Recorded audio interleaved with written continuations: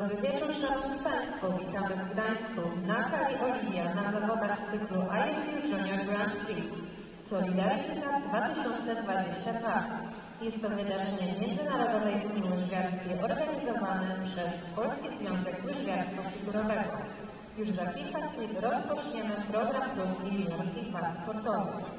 W związku z rozporządzeniami dotyczącymi pandemii COVID-19 prosimy nie rzucać żadnych przedmiotów na lód.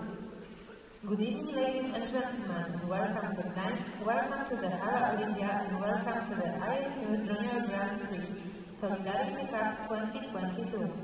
This is an event of the International Skating Union and hosted by Polish Figure Skating Association. In just a few moments, we will start the men's short program. Due to the ISU COVID-19 regulations, please do not throw any items onto the ice. Szanowni Państwo, mam przyjemność przedstawić Państwu skład komisji sędziowskiej. And now, ladies and gentlemen, it's a pleasure to introduce the officials for this event. Representing the International Skating Union, please welcome the referee of this event, Mr. Courchevel.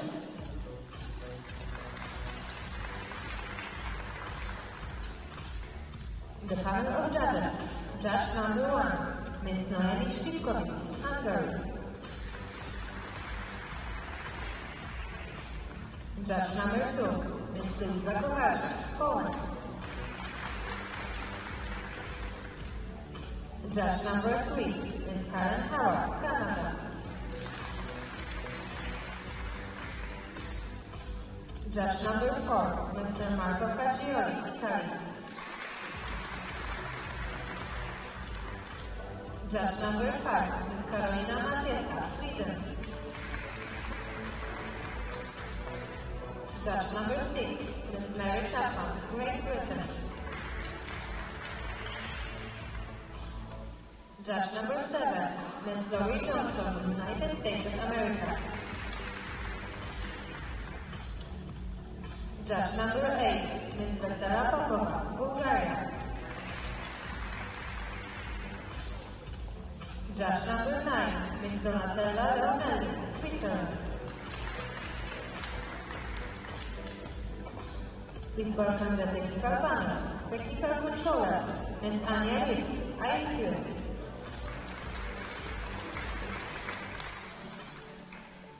The technical specialists, Mr. Jason Peace, ISU. Mr. Tonka Uno, ISU.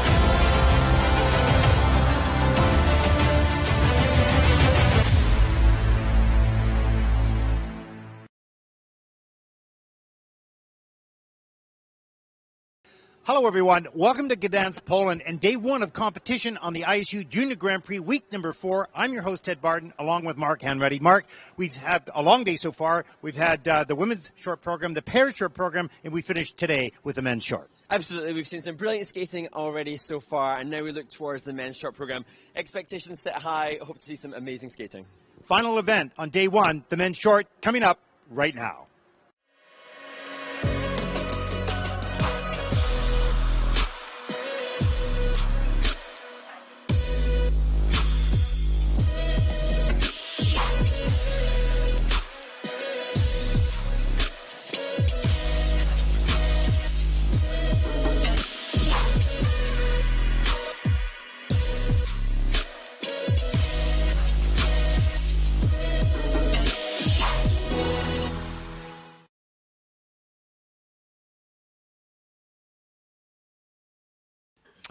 Welcome back, everyone, to Gdansk, Poland. Day one of competition. There's a flyover of the Latvia Arena here, host to this year's Junior Grand Prix. Of course, we've been here 2 or 3 times as well over the years. What a wonderful part of the world on the Baltic Sea here as we take a look at the facility hosting Junior Grand Prix week number 4. I'm your host, Ted Barton, along with Mark Hanratty.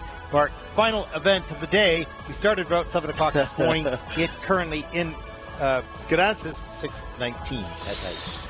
Going strong, Ted, fueled by wonderful skating and maybe a little bit of caffeine. Yes, just a little bit. Yeah, yeah. And the last thing we need is you wired. Okay, here we go. There's a look at the judges list, of course, the technical panel as well for the men's event. From Turkey, from Hungary, So the men have had to wait till the end of the day. All of the competitors will have had opportunity to practice on the training rink, which is just a short walk away from this main arena. And they'll have done that earlier in the day. Opportunity to run through their short program should they choose to. Generally, the skaters elect not to do a full run through on the morning of the event. Just find their feet ahead of the event. And a big shout out to the Federation from Poland for organizing this and managing to absorb the skaters who had Yerevan canceled. And not all the skaters came here, but this week and next week we'll have an influx, of course, enlarging the categories. But listen, what comes with that is transportation, as food and meals and hotels, and you got to find them, and it is not easy, and they've done really a wonderful job in adapting to very quickly. And it has been such a short turnaround in time from the cancellation of the Yerevan event to then, like you say, the logistics to facilitate this event and the addition of those skaters, unbelievable. And that happens not only for the skaters personally in sorting and relocating their travel, but to finding the time to fit all these teams in. Yeah, it really isn't easy, but everybody's made this work, which is terrific. And of course, next week, just as big a competition. You'll be at home in your garage, but I'll be here and missing having you at ringside, of course. But looking forward to next week as well. Then we'll finish out the Junior Grand Prix 2022 in Egna, Italy. One of my favorite stops on the Junior Grand Prix tour for many, many years. Love the of course, the location. The rink is a beautiful facility right on the river banks, surrounded by vineyards and bottles of wine and a lot of wonderful restaurants and terrific, wonderfully warm people. Amazing. Not that you'll have much time for the wine drinking. Who says? First of all, we don't start till 3:30. Oh, yeah, okay. That's the wrong side of the day. Can't do that, right? Anyways, it's just a beautiful part of the world, that's for sure. So looking forward to that as well. And then, of course, the Senior Grand Prix get going. Weekend after that, Skate America is in east part of the Americas. How about that? Oh, I forgot. It's kind of outside of Boston, I think it is. Well, it's interesting. I think our lives have been so governed and consumed by the Junior Grand Prix that I haven't switched my brain space yet to the senior event, but it's going to be exciting to see. And I'm going to be there in Skate Canada in Mississauga covering with my broadcast team for Canada. You're going to be covering that for the world. And, of course, we will not be hearing each other, but we will be covering the same event. So. If we have to compare notes. Yeah, we'll see. But I've got Caitlin Osmond, world champion, that will be joining me, of course, as well, and Kevin Reynolds, Olympic silver team medalist from Sochi, and also Caitlin Weaver as well. Okay, multiple world. You're telling me you've got Olympians, Olympic team medalists, world medalists, and I've just got muggins here. You are the star of Dancing on Ice or whatever it's called. I always forget the name. No, you got this down. You did great research. And, well, actually, then I'll have to utilize this opportunity to send a note to all those competing on the Senior Grand Prix that my Instagram is open for all direct messages of all the information they want me to share so I can contend with the brilliant coverage you'll have. We will be blocking that Instagram account or whatever. No, that's great stuff. Yeah, it's going to be a lot of fun to see the seniors and to watch the development. Of course, there's a lot of new seniors because of the retirement, so there's new spots on the Senior Grand Prix. We'll see some of the athletes who would not normally have been in the Senior Grand Prix start their senior career and their lead up to the next Olympic Games. And it's such an exciting time. The beginning of a new Olympic cycle just seems like a real gift of opportunity. And it's not to say that we haven't seen some skaters come along mid-Olympic cycle and make their claim for an Olympic medal partway through that quadrennial, but it does seem like something new and excitingly fresh about the start of a new Olympia. That's always exciting. You sort of, so who are the favorites? Well, there's no favorite this time of the year, or this time of that quad, but it'll be nevertheless interesting and fun to see how it all sorts itself out. No more questions? No more questions. Everybody's asleep. That's good. That's okay. Everybody's enthralled by the coverage to take to their smart devices and send us a message. So please. No, the message is please be quiet. We need a little quiet space here for a while. Talk after the program. Maybe like as you and I traverse the rink to the skaters' lounge in the resurface breaks, and we see everybody asking how we're still talking. Maybe the viewers watching are also thinking they shouldn't give us any more ammunition for... Yeah, they thought we'd actually wear out, so we'd be quieter, but we're not. Yeah. Not got rid of us yet. Last minute of the warm-up for group number 1 on the ice. Just a reminder, there are 28 skaters, 5 groups, and 2 ice resurfacing. Oh, and that brings me to acknowledging that in the last ice resurface, I failed to give the correct introduction to the video. I did make a completely failed to do that. You made you misrepresented what movies they were going to see.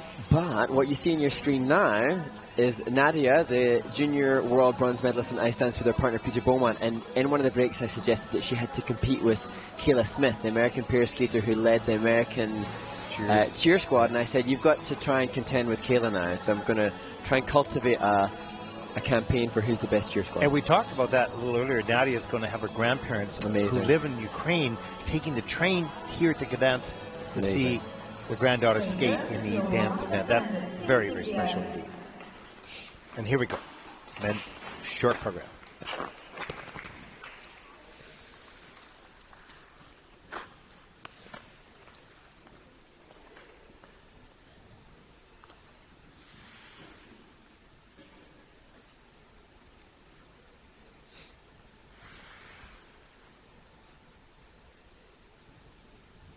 Przed Państwem reprezentant Japonii. On the ice representing Japan,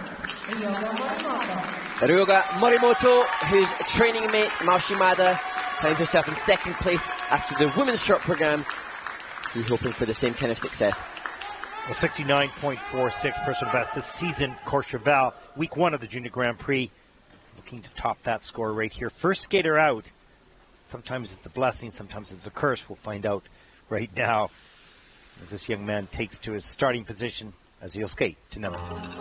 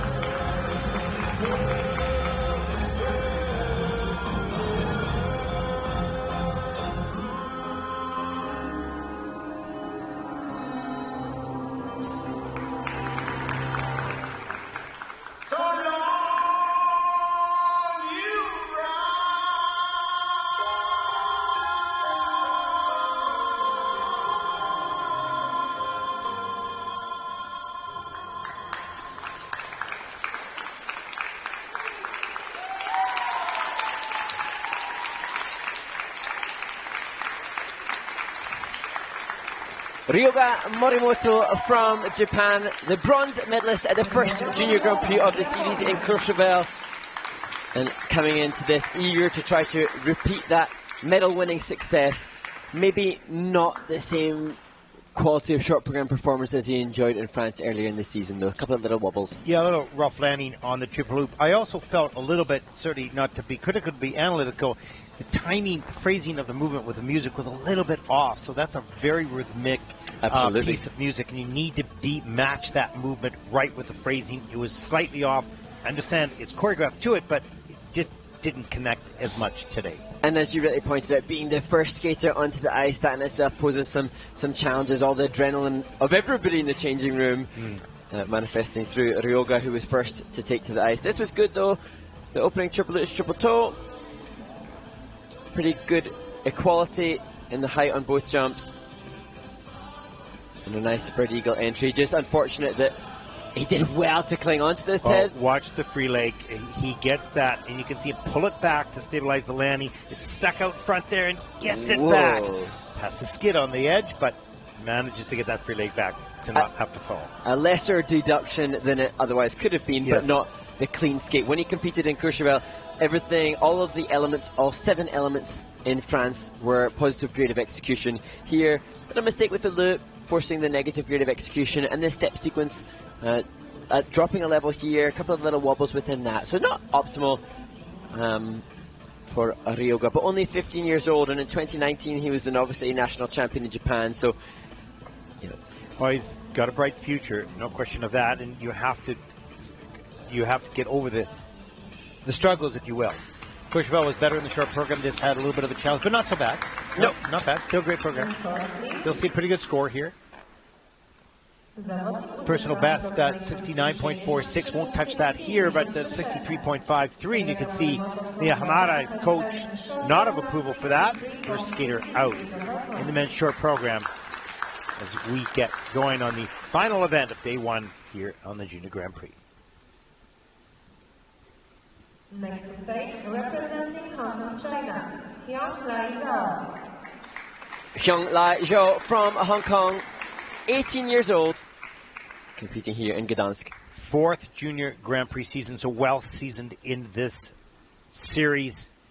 43.31 personal best back in 2019. Skating to Cavatina.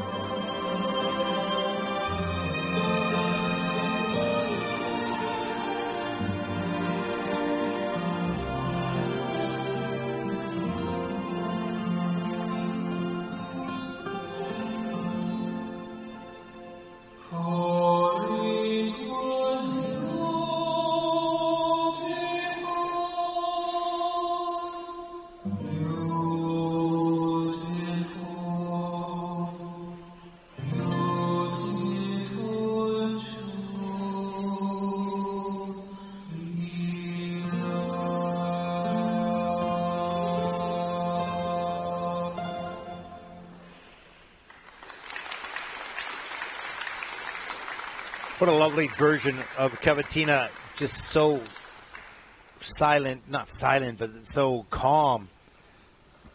And really showing the experience and the maturity in his movement here. And whilst there wasn't the same technical difficulty as we can expect to see from others, we have to recognise that maturity it's not easy to come by.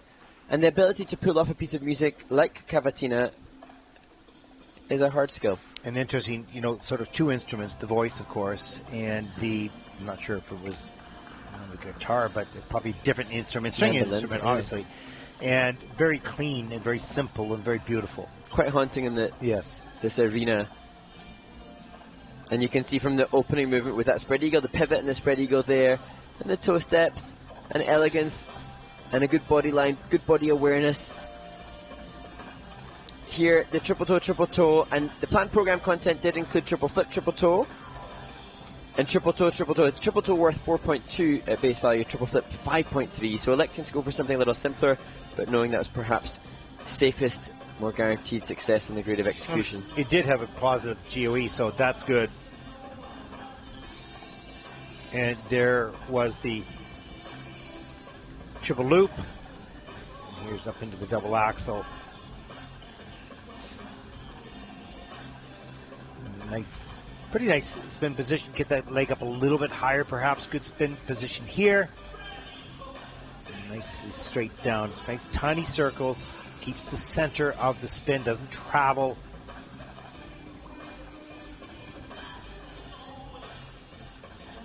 There you go.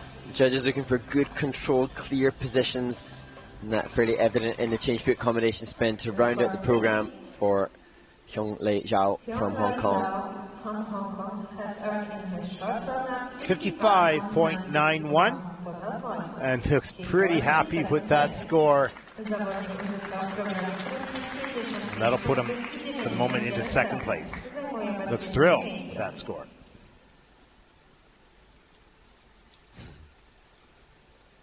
Przed Państwem reprezentant Turcji. Next to skate, representing Turkey, Ali Efe Güneş. Ali Efe Güneş from Turkey, competing effectively in back-to-back events, having last seen him just in Riga. Second Junior Grand Prix season, 15th in Riga, skating the short to Put It On Me.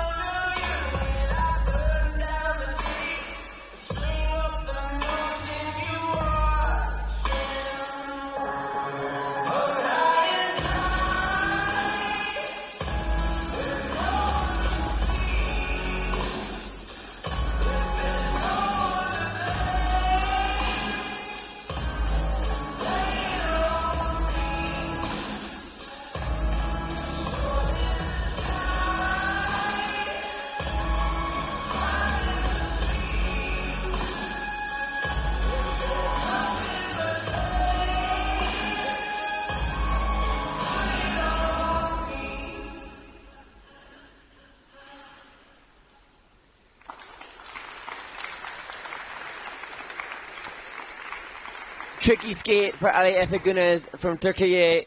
He had real success in Riga, getting his personal best in the free skate there. And I think the mistake in the opening triple loops just paved the way for a tricky performance throughout. Lots of little mistakes, just things like the combination of turns within the step sequence, missing that, dropping levels.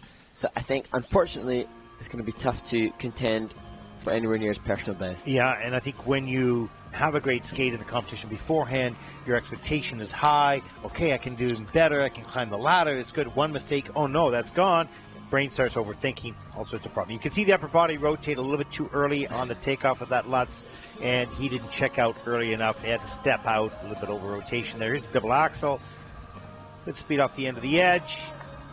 A little bit forward in the landing, but not bad. Good flow. It's okay. And he really, without the triple axle in this event, he really wanted a clean skate. And I think you could just see he knew from the opening loops, if you consider that the triple loop is worth 5.9 points, but he doesn't get the triple toe, the extra 4 points he would have wanted from that, they're already gone. Yeah, exactly. So not making that up. The loop a little bit later in the program gets all the way around, but a little bit of a shaky landing, a little uncertain. He wasn't comfortable and confident on that landing. And there you can just see the twizzle that was at the end of the rocker counter combination of turns, and that a little break in the rotation. So the technical panel can't then consider that for level. Just another level drop. Relatively little things, but implications on points. Yeah, but you're leaving points on the table. Yeah, absolutely. Yeah. So the job then becomes for Ali and his coach to just turn this around mentally to make sure that he can deliver even more in the free skate and climb back to get near his overall PB, which he did secure in Riga. And you know, Riga, how many weeks ago was that now? 3 weeks ago since Riga? Yeah, I think so. So it's quite an emotional roller coaster for the skater to come down from that event and then mentally build up and prepare again, physically, mentally, emotionally, to compete again. Well, 48.17 for Ali Efegunes from Turkey. That will put him in third place. 48.17 total points. He's currently in third place.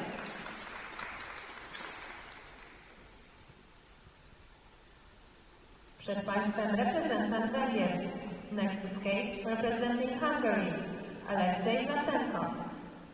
Just 15 years old, with Yulia Sebastian as his coach, Alexei Vlasenko from Hungary. The first Junior Grand Prix season, skating the short to the world we know.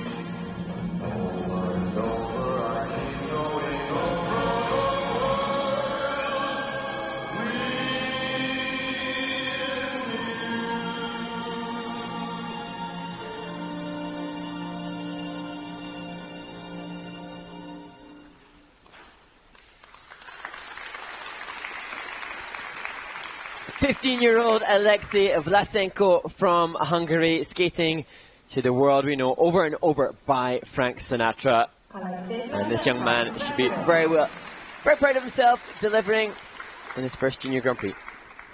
Yeah, 7 elements, 4 under review. Technical panel just taking a look at some of the detail on rotations and 2 of the spins as well.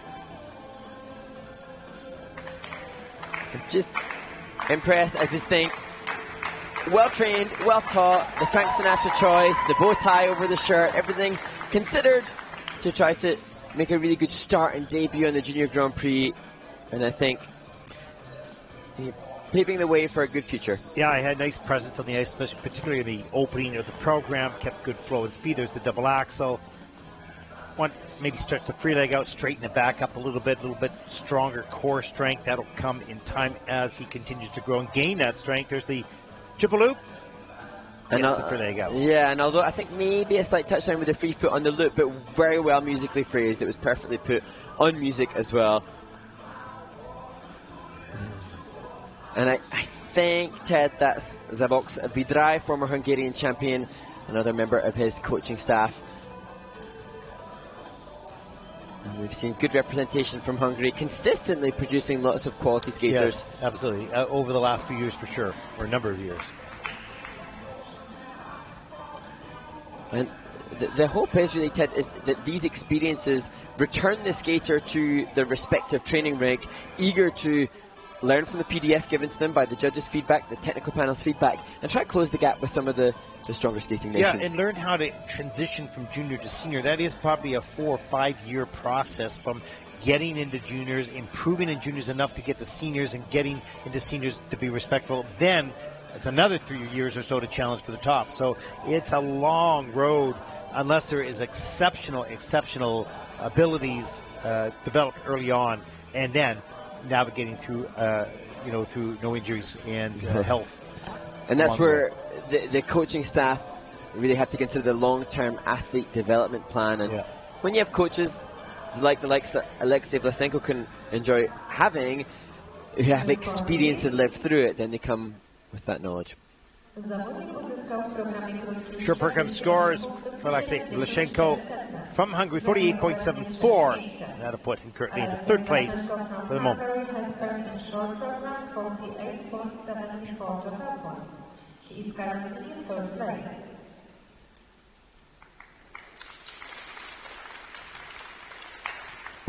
Przed Państwem reprezentant Kanady. Next stage representing Canada, Alec Gunsberg from Canada, 17-year-old from Kingston. 66.64 personal best back in 2019 in the Junior Grand Prix, skating to Human by Rag and Bone Man.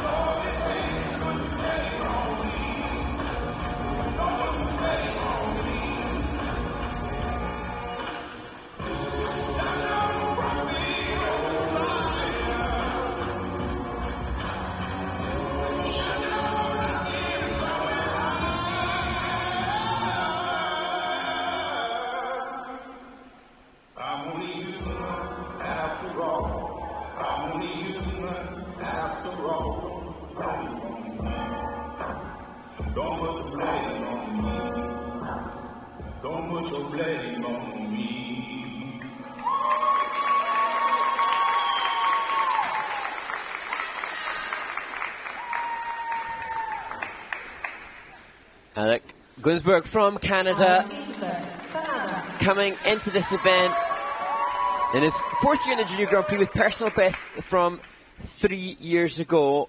And although that wasn't his personal best, still indication that this young man has definite quality. He had a great skate at the Cranberry International competition in Norwood this past summer, taking 3rd place in the junior event. Of course, he's coached by Lee Barkell, coach of Jeff Buttle, the 2008 world champion. Let's take a look at some of the elements here in Alex's program. Certainly starting to perform a little more and reach out, and that's good. He opens up with this triple axel. We've seen some nice ones in practice session. Here it is, but just slips off. This edge just takes a bit of a different direction right here. And leans outside the circle, over-rotates, but keeps on his feet. That was good work to do that. Here's the triple Lutz. Good speed, straight back over the pick. Reloads, bends nice and low, pushes up higher, gets around, gets the free leg back. And as we see him stepping up into the triple loop, unfortunate to put the hand down there, but I'm just conscious that he works with Jeffrey Buttle as his choreographer, and as you said, Jeff won Worlds 2008.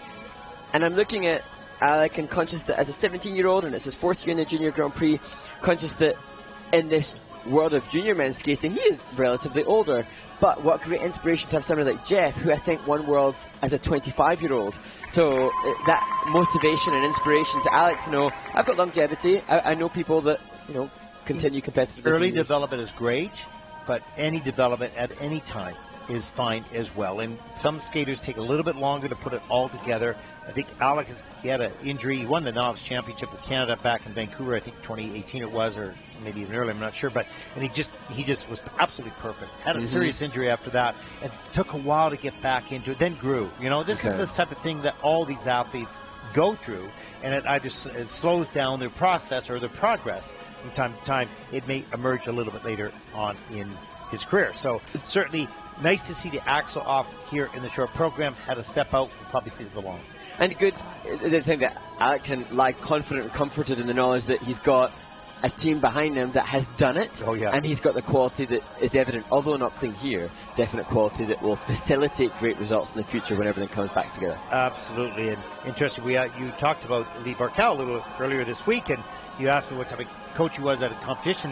He's quiet. He's a man of very few words, but his communication is massive with those few words. Yeah. So, how much of communication is non-verbal? Absolutely. 64.75 for Alec, and that will put him into first place in a moment. You can see Lee is just nodding his head, thinking about it. There's a couple words to him right now. Well, he's gone ahead of a former, or this year's medalist, Ryogo Muramoto. Yes. So Some good signs there, and there's a bunch of Canadian flags with the team up there. Good thing the seats are red. Right? And here we go for group number 2 warm-up. 5 skaters in this group as well. We'll look at the start order.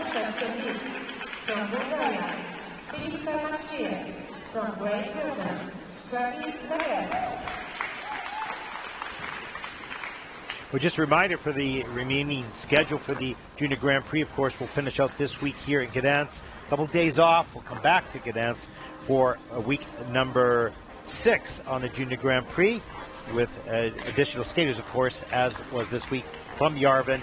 And then we will finish out the Junior Grand Prix circuit this season in Egna, Italy. And, of course, the battle will continue, and as it starts to shape up for next week as to who will qualify, and even this week, who will qualify for the Junior Grand Prix final in Torino in early December.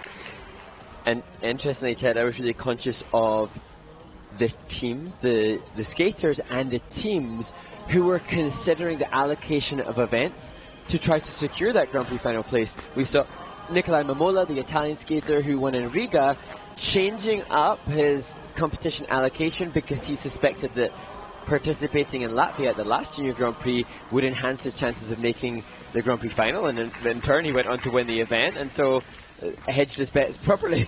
And it's there is some strategy in the federations placing their athletes. More difficult for the North Americans because most of those competitions are in Europe, and so you've got to plan further ahead and kind of stick to your plan. So within Europe, you're able to shift around a little bit more. a little closer, obviously, but and Japan, of course, and same thing with Korea and Australia. It's a long ways to go. For sure, and as we head towards, I think, the business end of the Junior Grand Prix series, when things really add another layer of pressure, because the skaters will be acutely aware not just of the needs of their own placement, but also the placement of others against them as they try to accrue more points. Yeah, and as you finish your second Grand Prix and you are in the running to make it, maybe, you are intently watching the next Junior Grand Prix, listening to our broadcast to see how well you will do. And it's really difficult when your destiny is in the hands of others. Absolutely, and that's why I suppose all the skaters can control and must concentrate and focus on is what they are capable of achieving. Yeah, exactly. And they all want that experience to make it to the final. It is exciting, and they get to skate with the best seniors as well. Watch them, learn from them.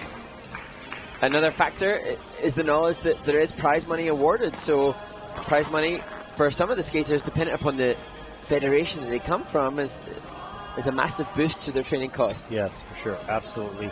So good that the ISU has done that, of course.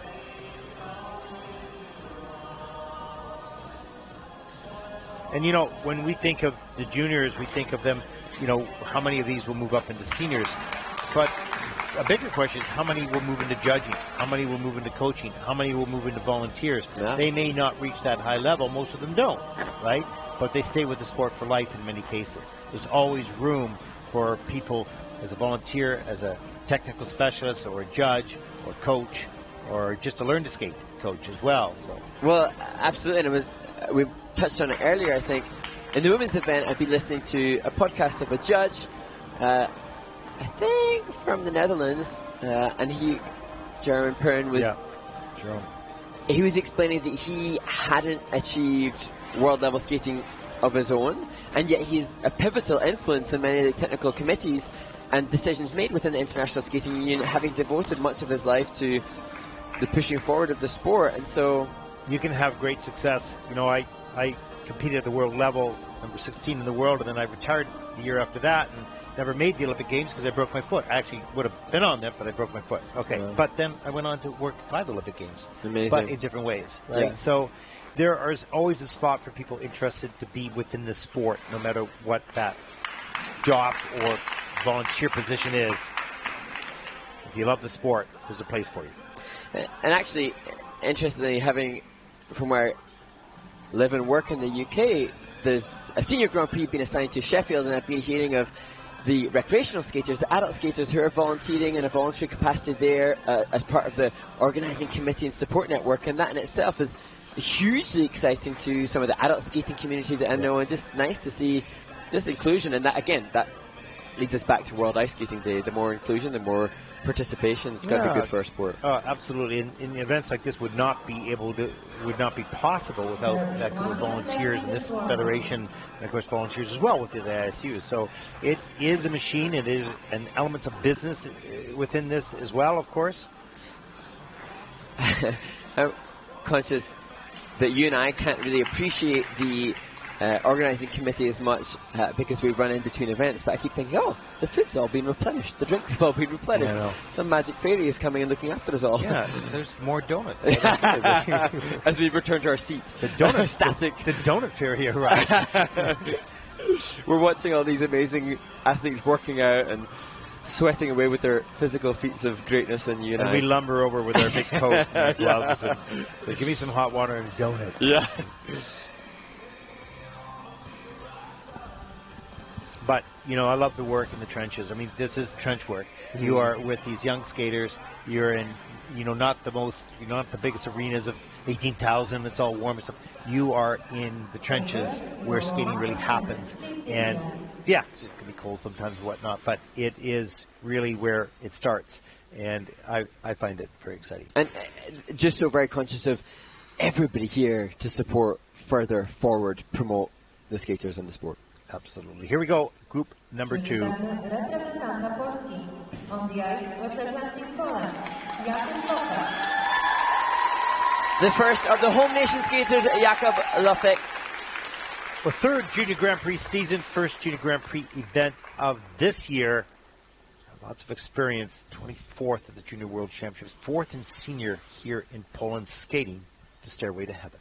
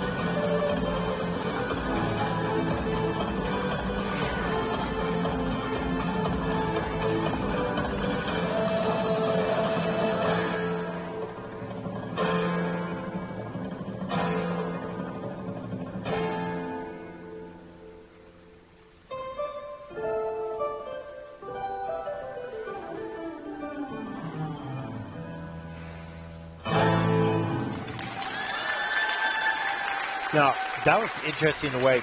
This is what I saw. I could be totally wrong on this. So he pops the Lutz, triple Lutz, into double Lutz, triple toe, pops the loop into a single loop, and then got mad. And when he got mad in more of a positive way and started to perform and push his skating skills, deeper edges, more aggressiveness, work with the music better, and finish this thing out properly. And that's what I saw. It's interesting because for me, watching it, I was so conscious. Obviously, huge frustration for him in popping the loops and then popping in the loop. But it's not the kind of style of skater that I would necessarily gravitate towards. Not a clean line necessarily, not elegant in its stylization. However, the power, the speed, and the flow and the glide, which judges have to reward when it comes to skating skills, really evident. And as you say, after this early mistake with the double loops, triple toe, as opposed to triple, and then major frustration here with this. Just rushed his timing right there. Just chuck it off the edge and didn't let himself climb up and rotate. But here he started to get more assertive and aggressive with his movements, which I found surprising because I thought, I don't want to say give up, but I thought his energy would deplete. It didn't. It picked up.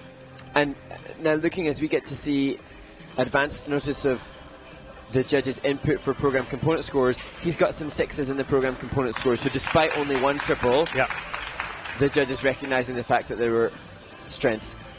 And even this too was good. I like the layover in the back camel as part of his flying camel spin.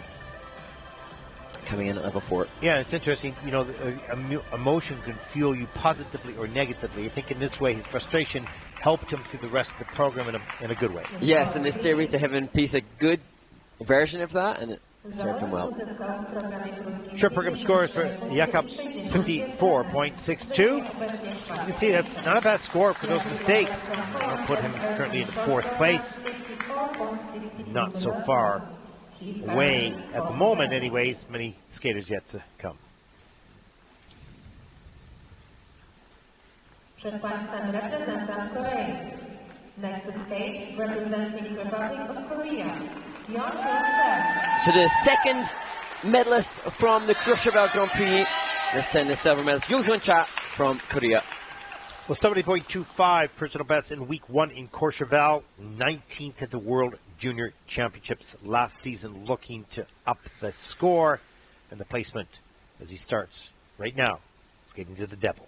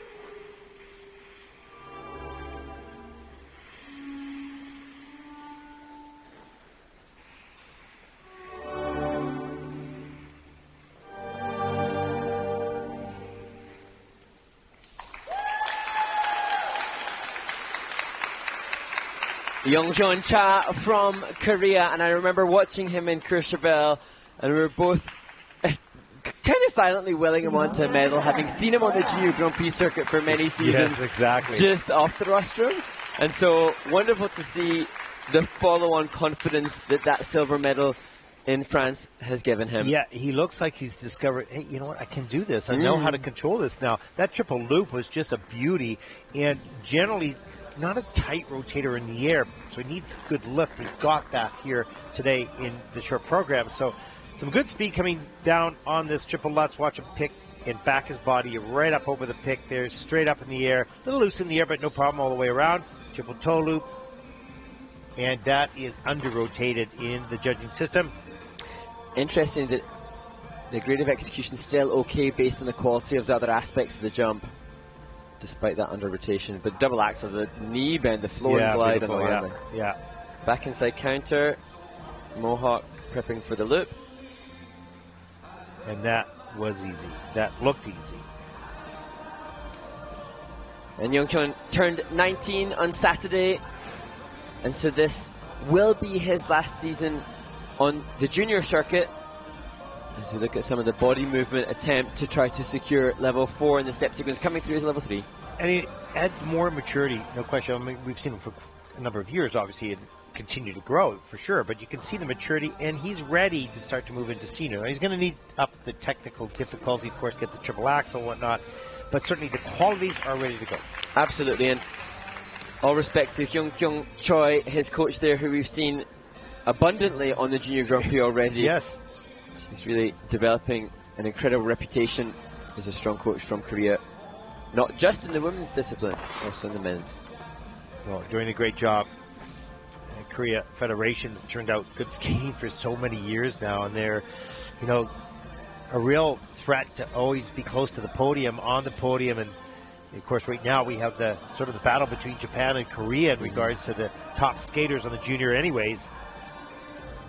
And second, fourth and fifth from Junior Worlds in the women's event hailed from Korea. So that demonstration of what's coming as we look towards the next Olympics and the next Olympic cycle. Well, ever since, you know, Kim's success has bred success, of course, and a whole new generation of young skaters looking up to their heroes and getting involved, and coaches doing a great job there as well. Let's take a look at the scores. 65.72, and that will put Young-kyun Cha of Korea in the first place. Pretty close, 65, 64, 63. Top 3 so far.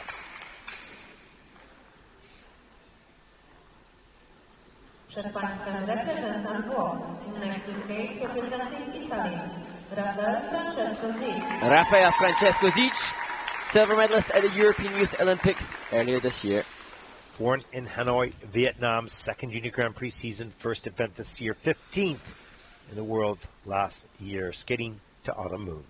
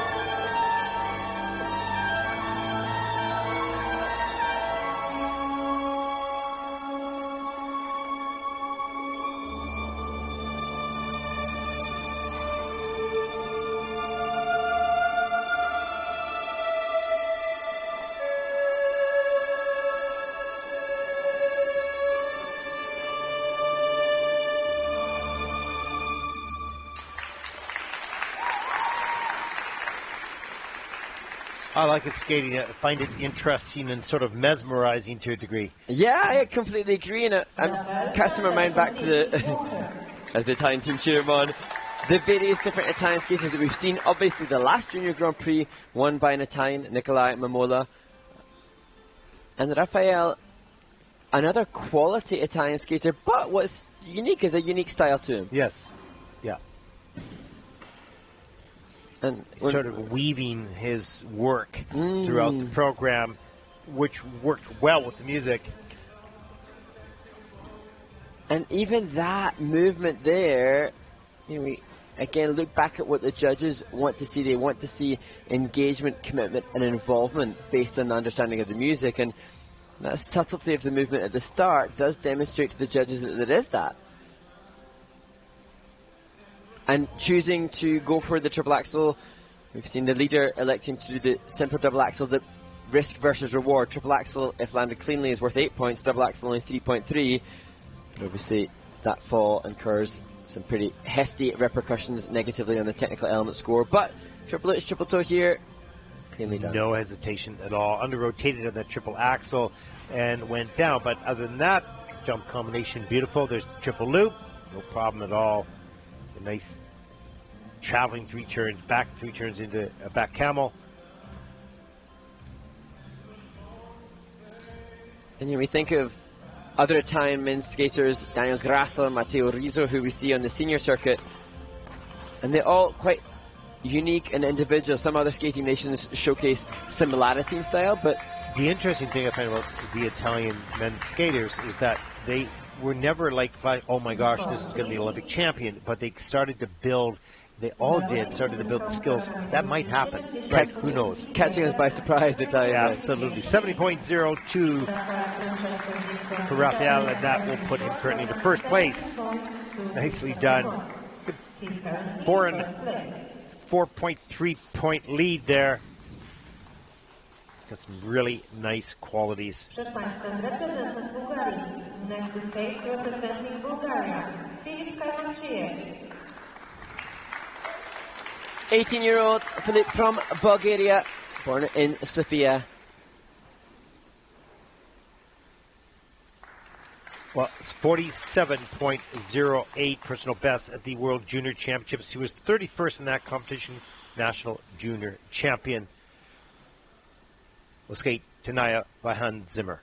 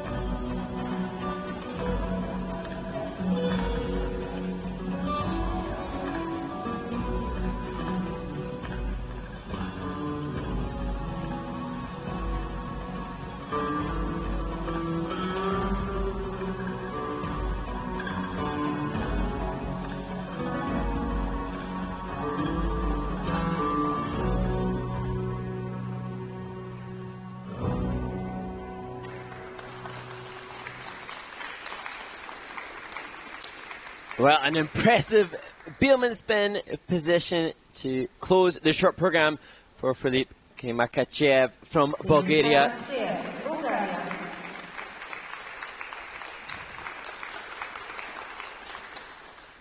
Interesting to me, Ted, a real obvious display of his personal commitment to the interpretation. Looked like he was engaged and committed to this flamenco style piece, the matador type piece that he's just demonstrated, as you see in the opening movement from his short program.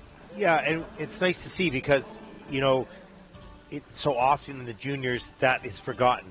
I mean, sometimes it's either not there or done poorly, but in this case, you can see the effort being made to connect to the music, the character, and there's some good work done there. There's the double axel. You can see not a lot of speed going into or out of the element. It gets all the way around, no problem. There's the triple loop. It actually over-rotates that. That's like 3.5 rotations. And then better speed coming down here for the Lutz. And there it is. Not a lot of speed between the two, and doesn't get all the way around on the toe loop. That is downgraded in the judging system, of course. That speed is your friend. You've got to use momentum and speed. It is energy, and if it's converted at the right time, it will make you fly. Yeah, and I think there's so many good aspects here. I like the presentation. I love the fact that he's going for the Bielman, some difficult and different positions within the spin combination. Just the fundamental skating skills and the jump technique might make the score, having had a personal best of 47, might make him a little frustrated to see something less than that, even though there are many good positive attributes to his style. He's a wood carver. He likes creation of jewelry and wood carving. Really? So a fascinating young man. Wow. And a good character. Does he use his figure skates for that? I wonder, yeah, that'd be really cool. Yeah, just, you know, I would be suggesting for Philip just to add a little bit more speed and momentum. It'll help him take off better, fly better through the air, get all the way around to those jumps. There's a 43.39 for Philip. That's going to put him currently into 9th place. Certainly he's got some of the good qualities to add a little bit more speed and flow.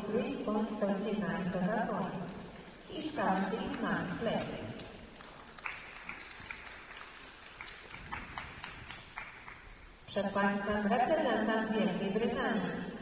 Next to skate, representing Great Britain, Freddie Leggett. 18-year-old from Nottingham, representing Great Britain, Freddie Leggett. 47.31 personal best last season on the Junior Grand Prix in Ljubljana. As he will skate to still.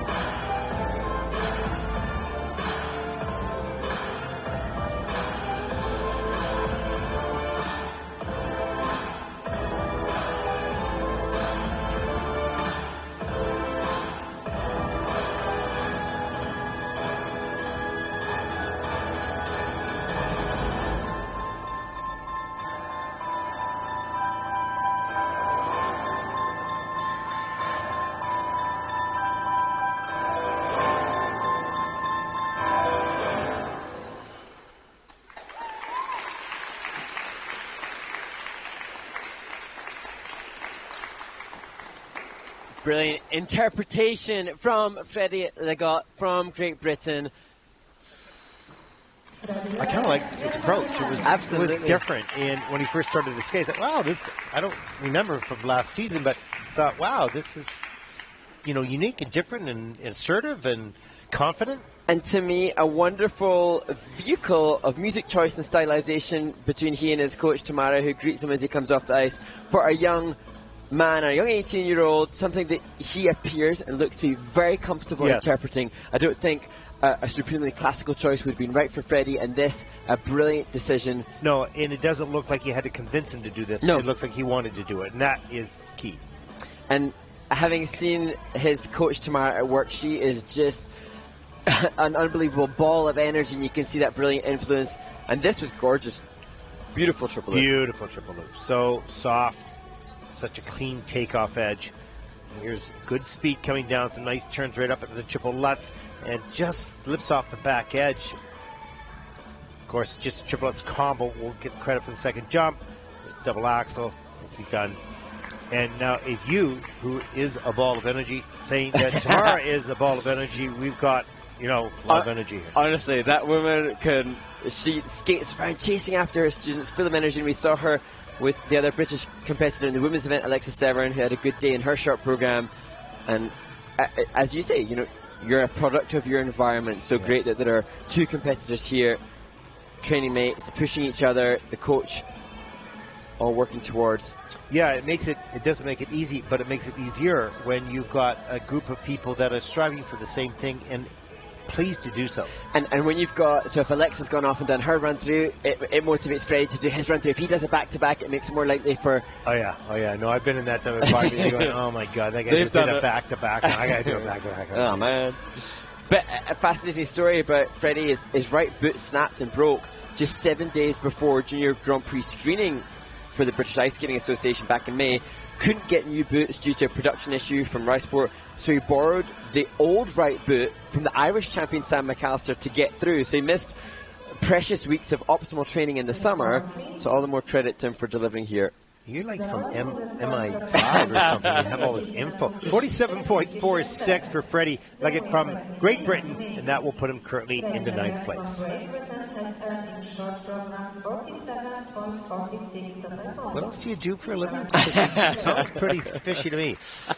Anyways, we are on ice resurfacing. What's up, Mr. Movie Man? Oh, my goodness. Okay, so we are treated now to something which I told you all about prematurely. I'm too energetic, too eager.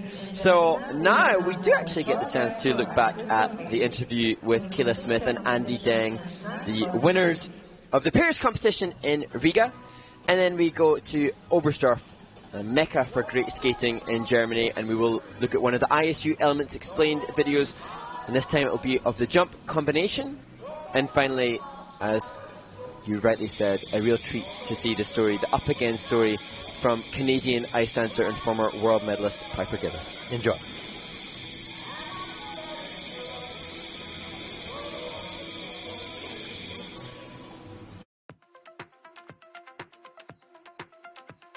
Kayla Smith, Andy Deng, huge congratulations on your win here. Now you are one of few skaters and few teams to compete in back-to-back events. So where have you trained over the last week, and how have you coped with the emotional roller coaster of competing back-to-back?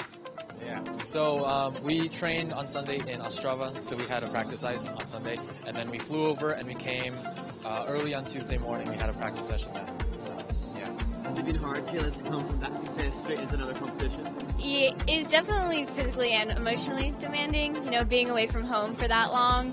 But I mean, it was a cool experience, you know, getting all of our JGPs out of the way. Done, yeah, and with the gold here and 15 points, and then a silver medal last week and getting 13 points there, you're virtually guaranteed to make the Junior Grand Prix final. So how proud do you both feel of yourselves right now?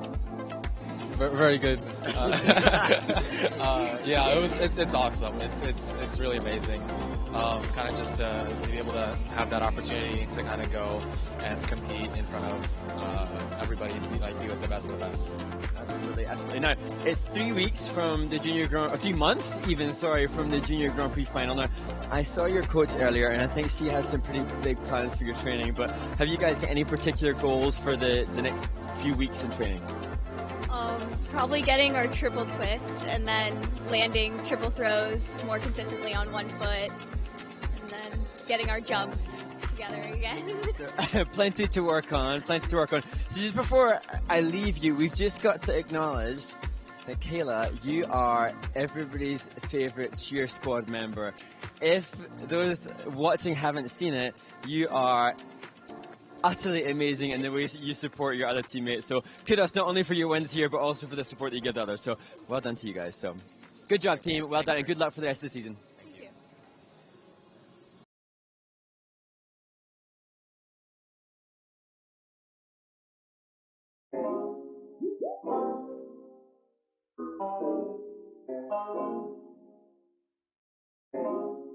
Welcome to the ISU Center of Excellence here in Oberstdorf, Germany. Let's take a look at the jump combination, which can be made in the program with 2 or 3 jumps.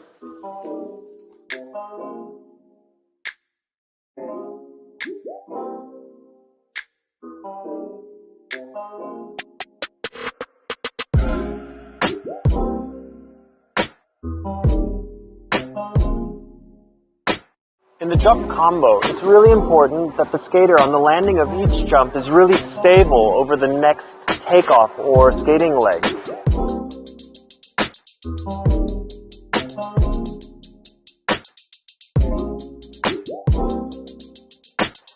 So in a 3-jump combo, utilizing an Euler and a Salchow, on the landing of the Euler, a good tip is to think of keeping both heels in line on the back inside edge and skating it with control.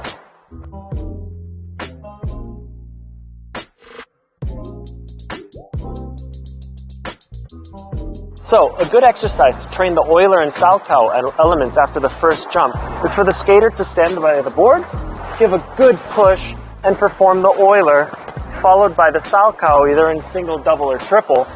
And this is really good because it helps train the athlete to perform the element with low speed, as well as to focus on performing the element with good technique and not overutilizing power and sacrificing that technique.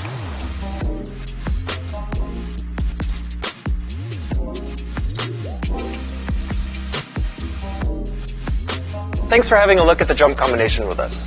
Stay tuned for more videos to come. See you later.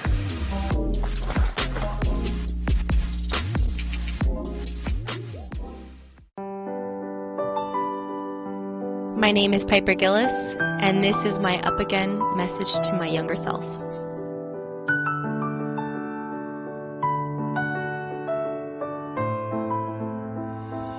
Dear Piper, your lowest moment would be March of 2017 at the hospital after you tricked your mom to go to the hospital and get checked out.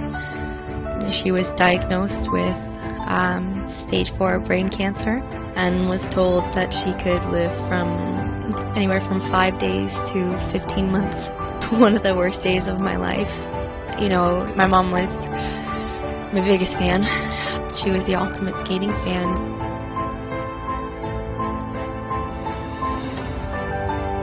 Our goal as a whole family was for someone to make it to the Olympic Games. I had to be courageous. I had to be vulnerable. I had to own my emotions each day. If I was sad, I had to take my energy into the rink. But I still had to skate. A competition didn't go so well in Russia. We happened to turn on the TV and my program was on, and I turned and asked her a question, and it was just a simple question like, "Mom, did you like it?" And she turned to me and said, "No." And at that time, she lost her words, so her emotions really were shown in her eyes, and for her to actually speak and tell me no, we knew something was not right. We took her advice and we changed the program.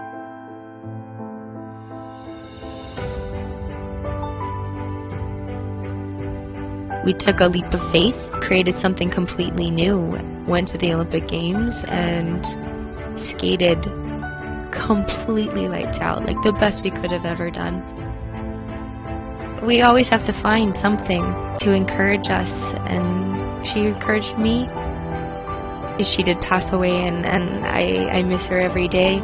Losing her has taught me that every day is valuable. Every time I take the ice, it's a blessing. I skate today in her honor.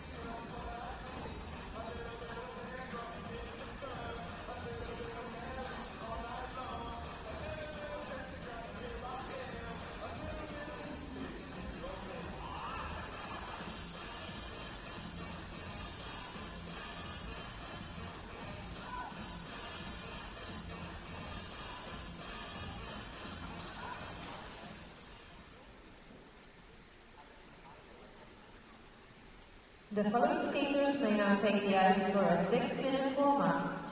From Indonesia, Berhan Zuriel. From Kazakhstan, Nikita Kozlov. From Australia, Julio Potapenko. From Chinese Taipei, Yu Chonghua. From Canada, Rio Morita. From Ireland, William Scott.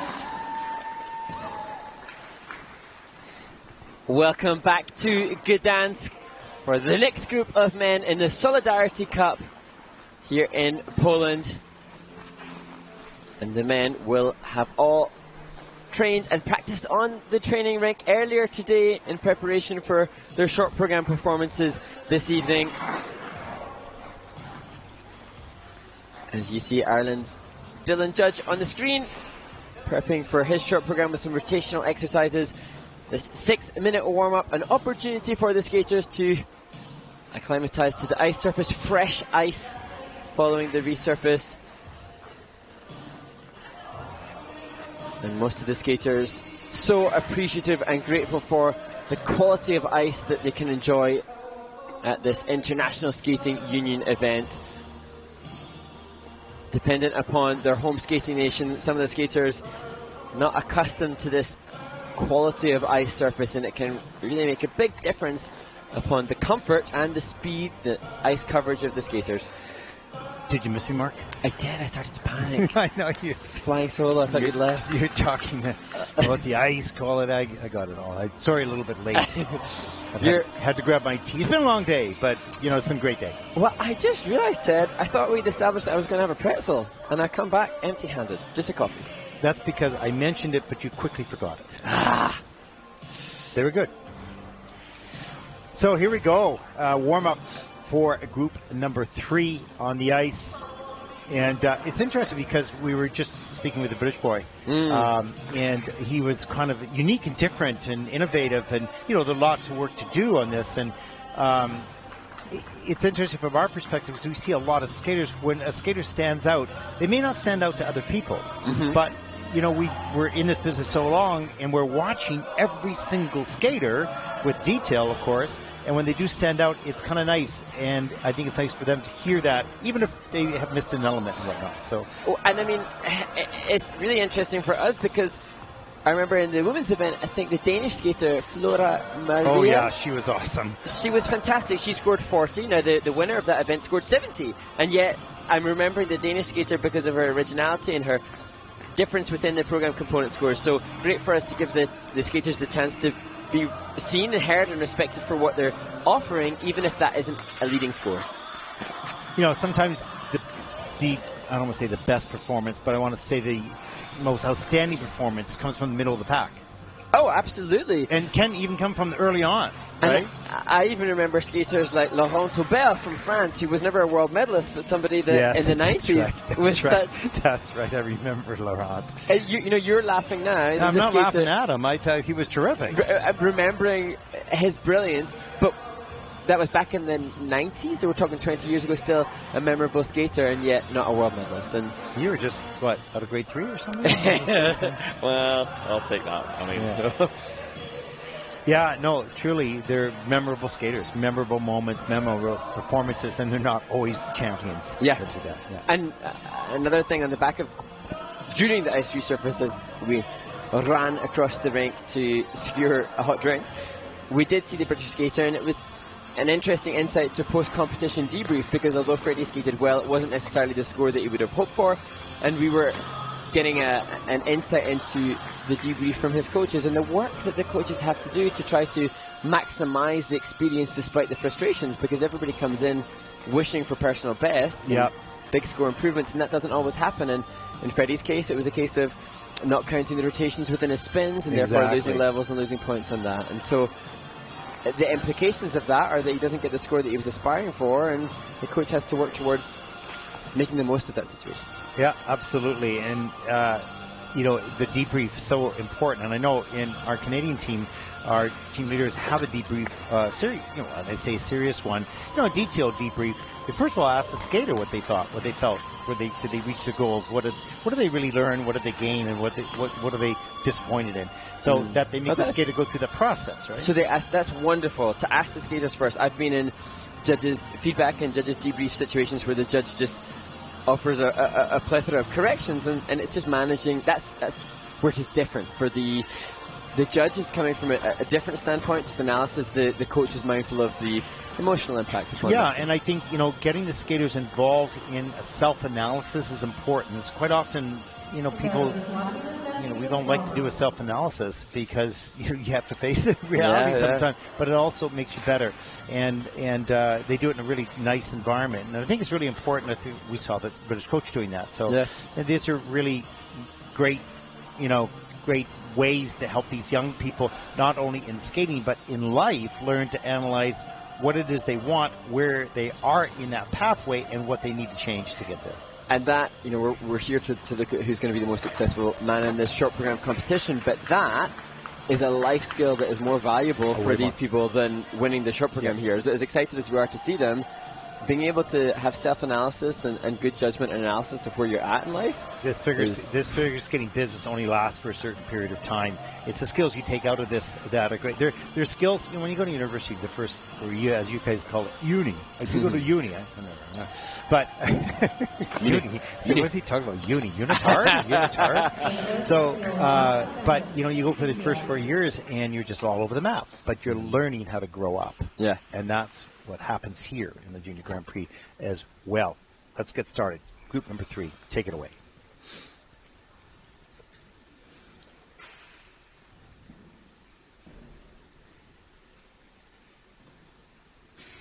There was an Indonesian representative in the women's competition, and now we see Bertrand Zusef Zuriel, the 16-year-old from Jakarta, take to the ice. Of course, first Junior Grand Prix event for Bertrand as well.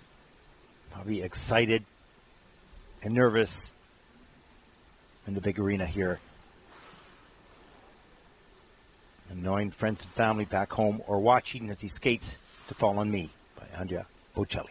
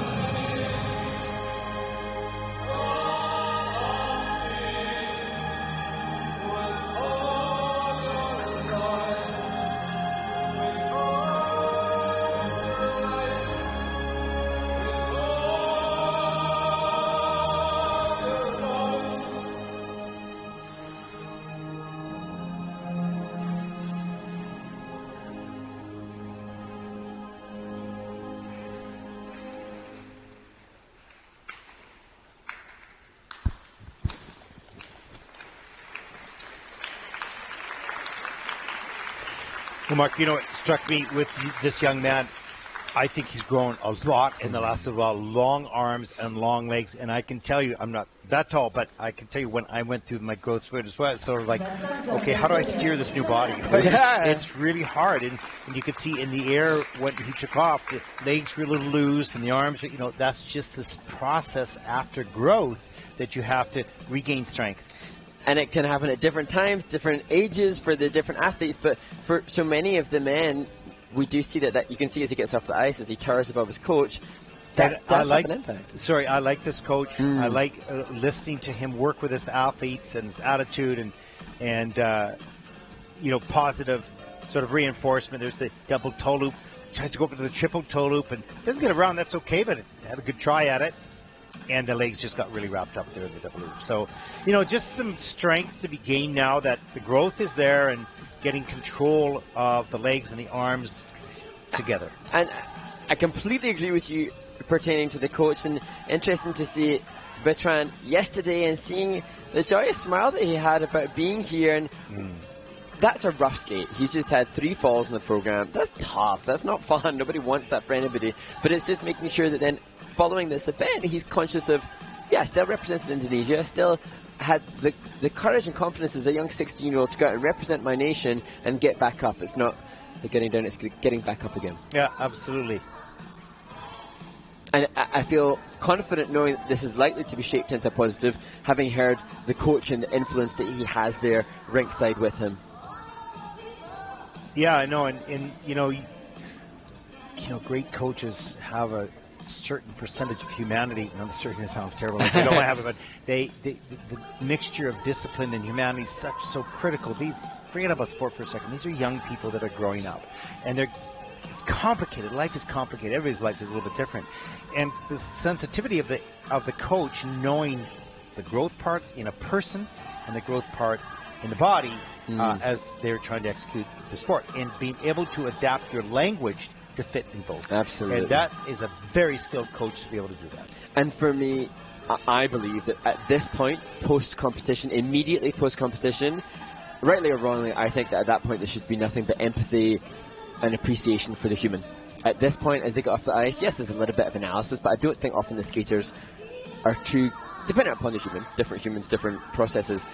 But there's not too much arithmetic going on or mental analysis. Often they just need support and know that they're kind of loved and appreciated and respected, and there's empathy from their coaching staff. Yeah, absolutely. And then, you can debrief a little bit later. Right now is an emotional debrief, perhaps. Yes. It's okay. We're going to sort this out. We're going to talk about it a little bit later. Later on is a strategic debrief. Yes. How are we going to make some changes on this for tomorrow, that type of thing. And, that's the type of approach, calm type of approach, emotionally control. One of the great skills in life, forget about skating, but it's important to skating as well, is emotional control, keeping things in perspective. Let's take a look at the scores for Bertrand from Indonesia. A short per score of 18.42, and that'll put Bertrand currently in 11th place. Of course, a little disappointed with that for sure. They'll go back and talk about it. I think we're going to see a stronger skate in the free program.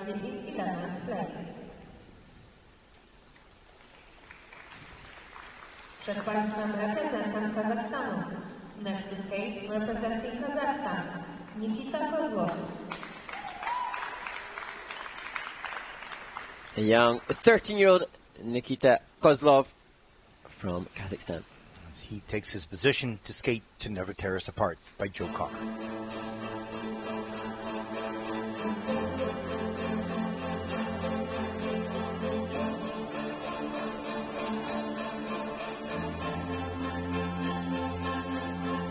Don't ask me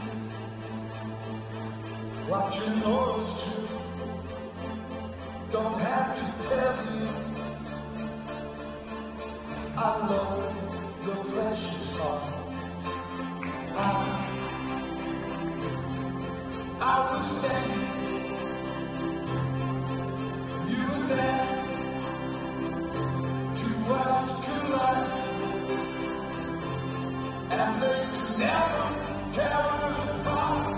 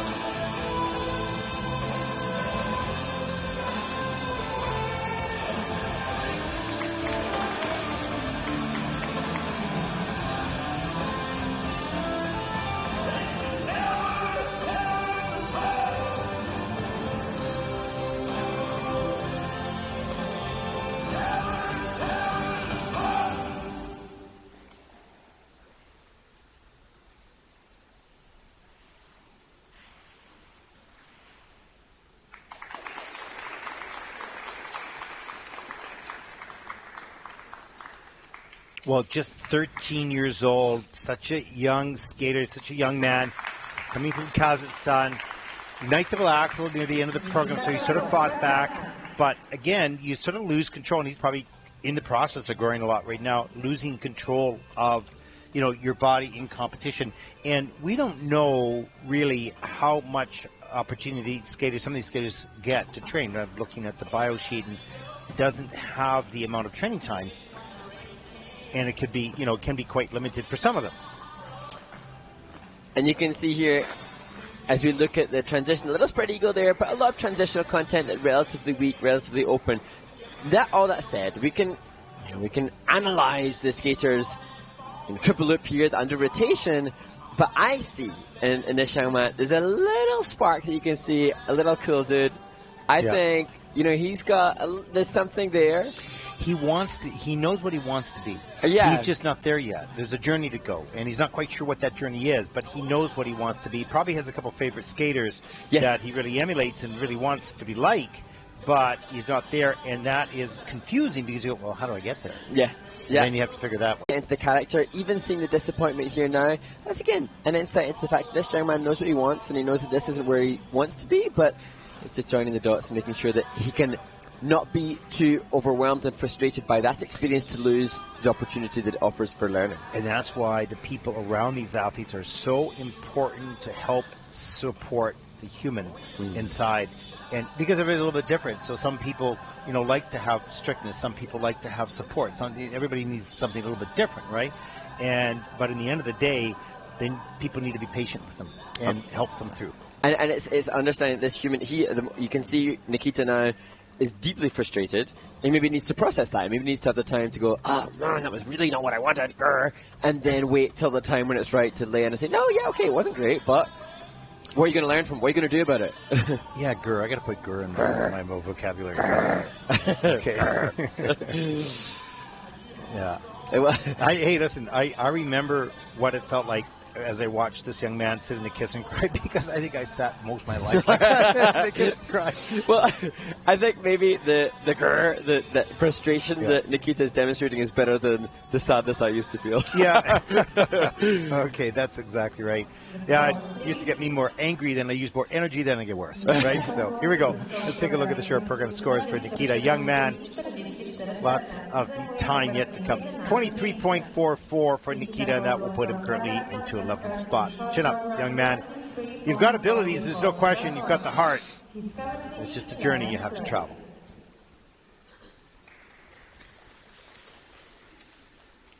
Przed Państwem reprezentant Australii.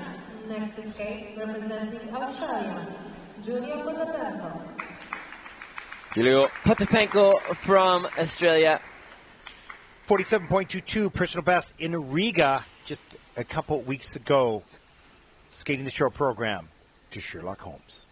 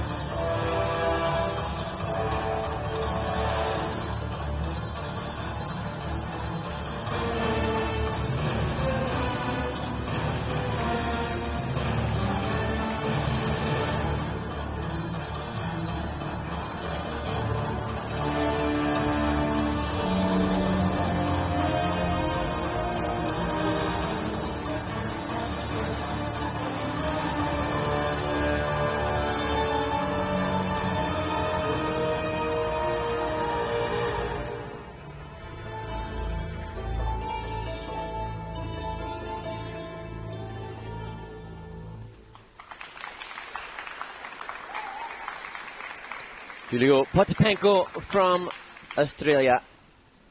Well, there's some nice elements in that program. Nice change combinations. The position's really good. The speed was good. The centering was good as well.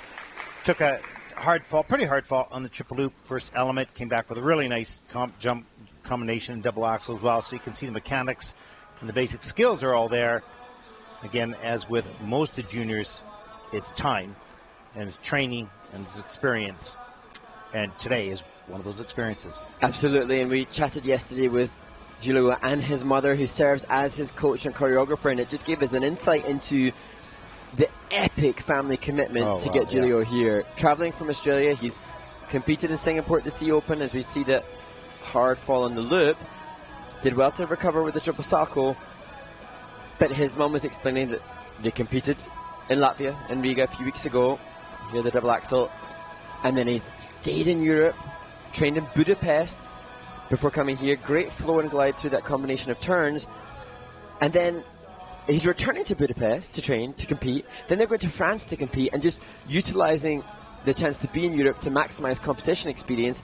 But then they were saying, you know, comes at great financial expense. And his mum is his coach. When they go back, she's going to have to work incredibly hard, teaching everybody and anybody she possibly can to fund the next level of events. Now, I have to tell you, what you just did was incredibly brilliant. You analyzed the program in the middle of storytelling. It was amazing. The sensors, the axle. That was fantastic. Really well done, Mark. I've done that myself, and I noticed. Well done. Oh, good. We learned from the best. Oh, yeah. Yeah, interesting. We talked about the dynamics of mom or dad working with son or daughter, and some people it just works really well, and it's always a challenge, and you want to save some money. You certainly have the expertise to do so, and it's just keeping the relationship balanced. Let's take a look at the short program scores. 46.95, and that will put Julio Potapenko of Australia currently in the 10th place. He's currently 10th place.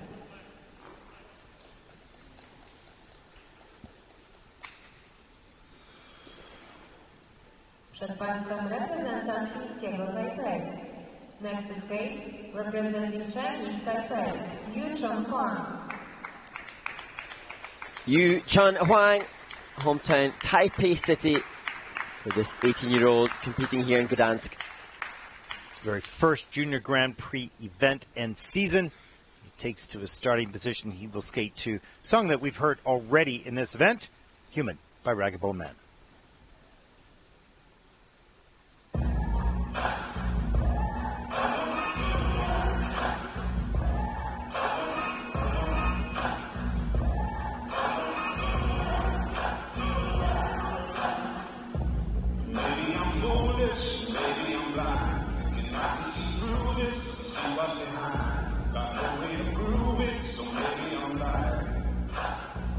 But I'm only human.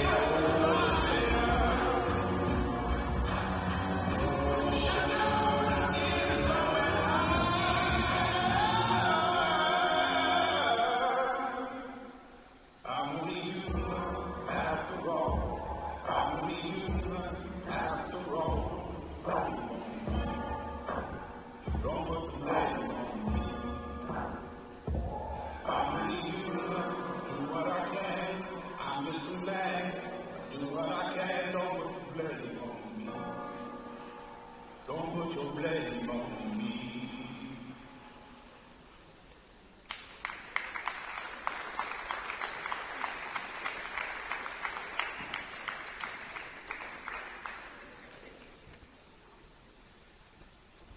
Well, a smile was evident throughout the performance, and he still managed to find that at the end of the skate. Yeah, and he turned out of every one of the landings, but the mechanics of the takeoff were good, and the rotation not too bad, but stopping the rotation quite often is the challenge. When do you stop it? Over-rotated pretty much on each one of the elements, right? Not a bad sign. I mean, it's not what you want at the moment, but he's learning to rotate all the way around. Absolutely, and the judges' reduction, each of the judges has a sheet, a reduction for errors, and if there are 2 3-turns in between the jump, in the combination or in the jump in itself, there's a mandatory -2 to -3 coming off the grade of execution. It has a similar kind of effect as if the jump is short of rotation, but for us, I think developmentally, you'd rather see they were over than under. Yeah, exactly. And there's the triple flip. You can see it does a 3-turn. Keeps the free leg off the ice, which is good because that would have been a further reduction, but love that outside bracket. I think outside brackets are so hard. Outside bracket, changing edge, stepping up into the axle. Big height.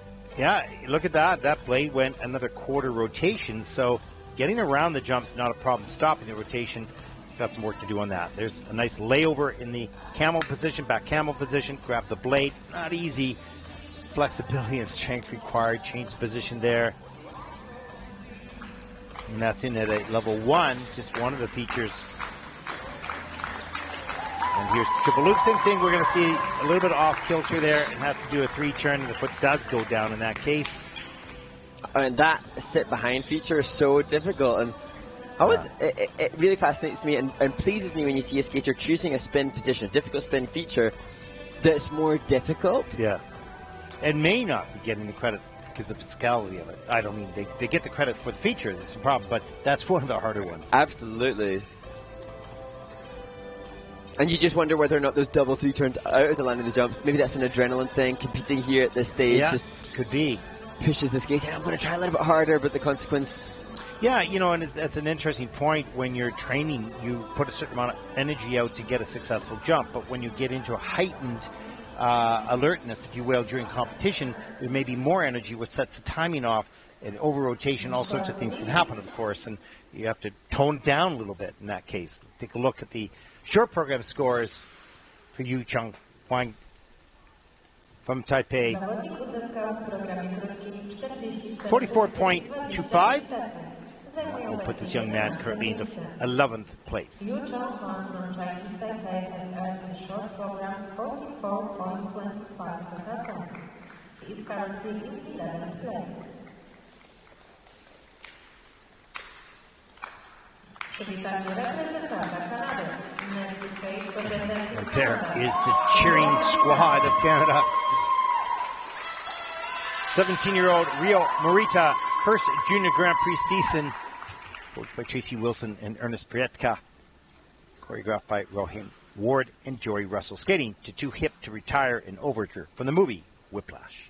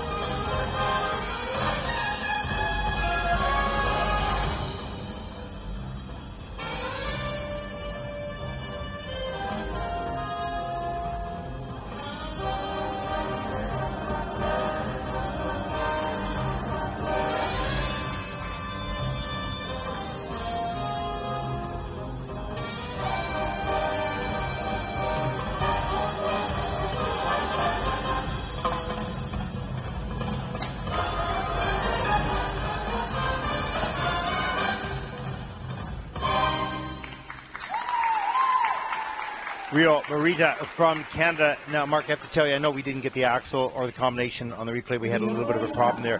This is a much upgraded range of choreography for this young man. Now, you wouldn't know that because you haven't seen him. I've watched him in Canada for many years, and he was always a pretty good technical skater. That was not the issue, but, a little bit bland and not really connected music. This is a new Rio. Great to see more commitment to the music, more connection, more time with it as well.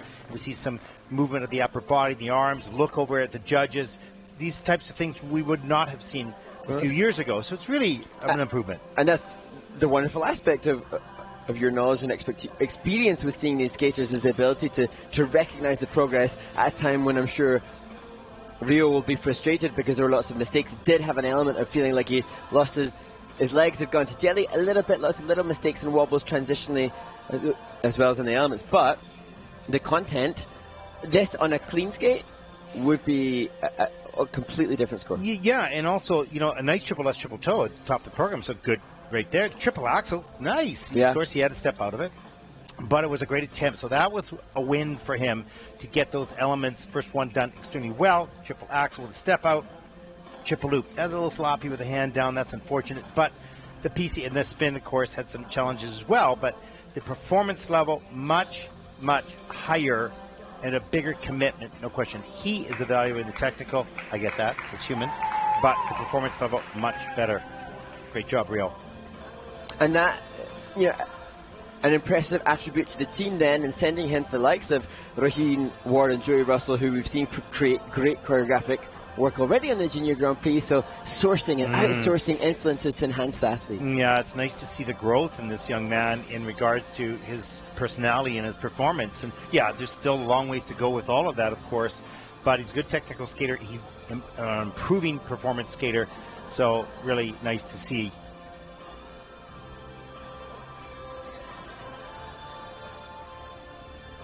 Got too many little mistakes here to get the big score that he's capable of.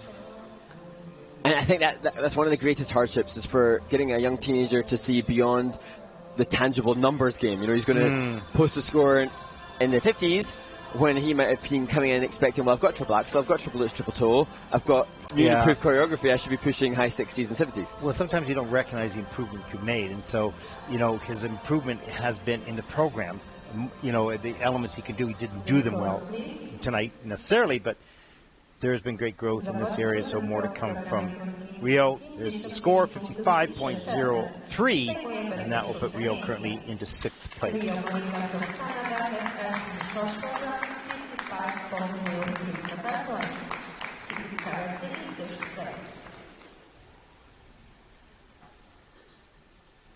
Przed Państwem reprezentant Irlandii. Next escape, representing Ireland, Dylan Judge. Second Junior Grand Prix of the season for 18-year-old Dylan Judge from Ireland.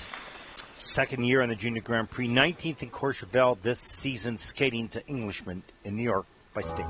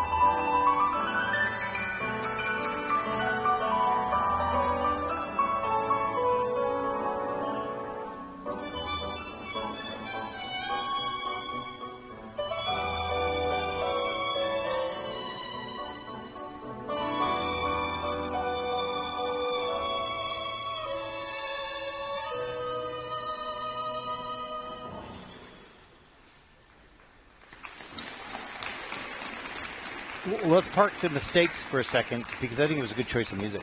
Okay, it didn't have his best skate, that's for sure. But it was a little bit more, how do I put that, a cleaner piece of music, not so complicated, simpler to a certain degree. And had the program gone the way he wanted it to go, it would have been quite nice. Absolutely. And we saw Dylan competing in France in Courchevel in the first Junior Grand Prix. And I was talking then about the fact that Dylan suffers from type 1 diabetes. And after the event, as we see the triple salto double toe to start the program, I found out that his blood sugar levels competing at altitude, as you see that painful fall in the triple loop, were dangerously low. And this is an athlete that does suffer with a disability that has to be taken into consideration when competing. Judges obviously don't acknowledge that. But knowing that this is a human that will compete with huge repercussions on his physical state because of a disability is just an amazing attribute to him, and putting himself out there again and again. Yeah, and he had some difficulties with the landings, the mechanics of the takeoff are good. Once again, just sort of knowing where you are in the air and when to get out of those rotations and stop it and somehow get that 1 foot down. We see here another example of a skater whose spin levels, it's frustrating for him, because then that is relatively easy, but unfortunately, if you drop on the spins, and if the jumps have had mistakes and then you lose levels on the spins, it's just a little bit frustrating when you get a score that again isn't indicative of what you were expecting or hoping for. And I'm sure Dylan really conscious of the desire to try and get the junior world score and get an Irish representative at that standard event. And so beyond this competition, I'm sure Dylan and his coach Margaret there will be considering the other international competitions that he will go to and trying to get that elusive 25 points in the technical element score, which grades him here. Yeah, looks he's going to be quite short of that, on this skate today.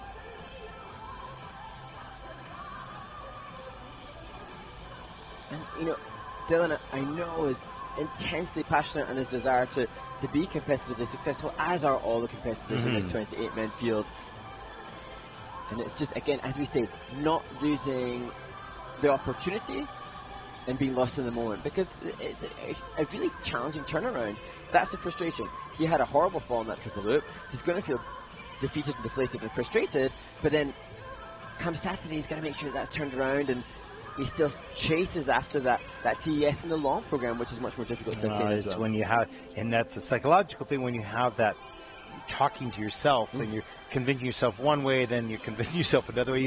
Everybody has two people in their head. It depends on which one wins the argument, right? As to whether you're able to recover. Yeah, let's take a look at the short program scores for Dylan.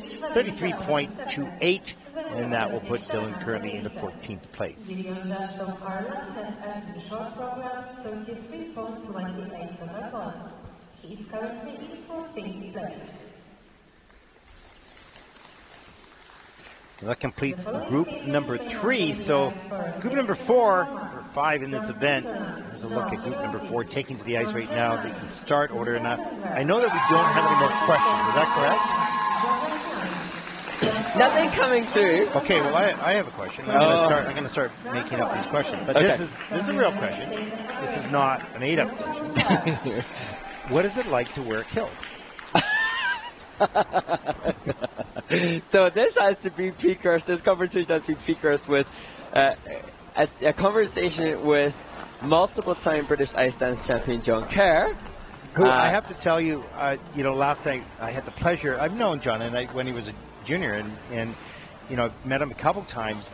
I hadn't seen him for many, many years, and you two would get two Scotsmen, and I had the pleasure of being a Canadian guy sitting across the table from you. You guys were hilarious. You should have your own TV show, totally. Maybe that's the ISU, behind the scenes, the two Scotsmen, kilted Scotsmen. The two kilted Scotsmen. We have to be kilted, of course. That's hilarious. We should also add to this, not only was there the chat with the wonderful John Kerr, who's here as a coach for his ice dance team, who we'll see compete tomorrow, but also your wife Deanne is here at this event, and she seemed highly entertained by my discussion of Scotsmen wearing kilts. Yeah, it's kind of a mystery, but I looked at John's performance, the freelance in the kilt. Oh, yes, it was spectacular. I really enjoyed that. I remember that. It was just great. And they were, John and his sister Sinead, who he competed with, top 5 in the world, and they were brilliant. And we're planning to have the two Kiltsmen tomorrow on air during one of the ice resurfacings in the ice dance event. So stay tuned for that, because these guys are really hilarious. I hope we don't get in trouble, but John Kerr had such a great career, and of course you guys are good friends and have lots of great stories, and I think the audience will really like it. Yeah, John didn't really have any idea what he was getting embroiled in when he joined us for dinner last night, and found out that he was then being put on the mic tomorrow. Now we're vocalizing it on air, so it has to happen. You can't get out of it now. Sorry, John. No, that's true. That's true. Okay, let's see what other question I can ask. See how I kind of avoided some of that question? I let you. That's okay. It wasn't me. It was you. I let you off the hook. That's for sure. Maybe that's for later in the season. Maybe that can be if the viewing skating fans are enjoying the commentary enough, then we can use that as a next season situation. It could be, absolutely. Now, I wanted to ask you a little bit about dancing on ice. I mean, I don't understand the ice show called Dancing on Ice. Really, I'm sorry, I don't. It's not to be critical, but dancing on ice, dancing on ice. Yeah. So why can't it be something else? That's above my pay grade, mate, as to the title of the show. But okay. So I work on this TV show in the UK, which is heading into its 15th year, created by Jane Turville and Christopher Dean, some of the most famous, successful ice dancers ever. And they've created a skating show whereby celebrities from around the world, and mainly in the UK, are paired up with professional skaters for a series of weeks, and then they perform after just a couple of months, 2-3 months of training time. And it was interesting as we watched the women's event. Sarah Aalto, a Finnish pop star, sang the music for one of the skaters in the event, and she took part in Dancing on Ice. And within that TV show, I've skated with politicians, I've skated with business people, I've skated with Paralympians, Olympians. And you skated with one of the Pussycat Dolls? Yeah, last season I skated with Kimberly Wyatt, one of the Pussycat Dolls. And so it's just, we're watching now elite figure skaters, and it's such a fascinating experience for me as I head into my 10th year of that show, seeing people who are experts or leaders in their field or successful in their own right in their world come into our ice skating world, and seeing the respect and appreciation that they very quickly amass for us crazy skater people. Yeah, I think one of the shows that we have in Canada called Battle of the Blades, where the hockey players pair up with the figure skaters, and they have a whole new appreciation for how difficult that sport is. Kind of a wonderful concept, and it's been a lot of fun watching that happen. So, and that's an interesting one with Battle of the Blades, because I know that they do have female hockey players occasionally on the show, but the majority of the contestants there are male hockey players who are so revered in Canada, and yet they find in skating with a female pair skater that these often very tiny individual human beings have more strength and bravado and courage than the NHL hockey players. Yeah, exactly. Well, those guys are padded up. Yeah. Our women, our sport are not. And they incredible athletes, that's for sure. So a lot of fun in those shows, and you're multi-talented, and now you're enjoying the commentary. You're learning about juniors like you had never done before, right? The challenge that I have, having done now some commentary and this working with celebrity novice skaters, is that if I go from this experience watching some of the world's best juniors, then when I start Dancing on Ice and start working with complete beginners, I get a little bit jaded. Be calm, why are you not calm, be nice to them. Equally, after that experience, when I return potentially to commentate on senior world championships, I think, oh my goodness, everybody here is off the scale amazing. So my perspective shifts throughout the year. Well, it's interesting, having to or skating with a person who doesn't skate really, basically, and trying to perform. So you have to sort of jimmy rig this a little bit and figure it out, right? So, yeah. The master of it definitely has taught me how to fake it to make it. Yeah, yeah, exactly. Yeah, so popular. One of the greatest quotes I've had is Christopher Dean saying that I'm a magician in making somebody look better than they really are. Yeah. Okay. All right, here we go. Group number 4. In the final event of the day here, day 1 of competition at this week 4 Junior Grand Prix. Przed Państwem reprezentant Szwajcarii. Next to skate representing Switzerland, Naoki Rossi. Naoki Rossi from Switzerland. Well, 70.70 personal best in 2021. Really good skater. Skating the short program here tonight to El Flamenco.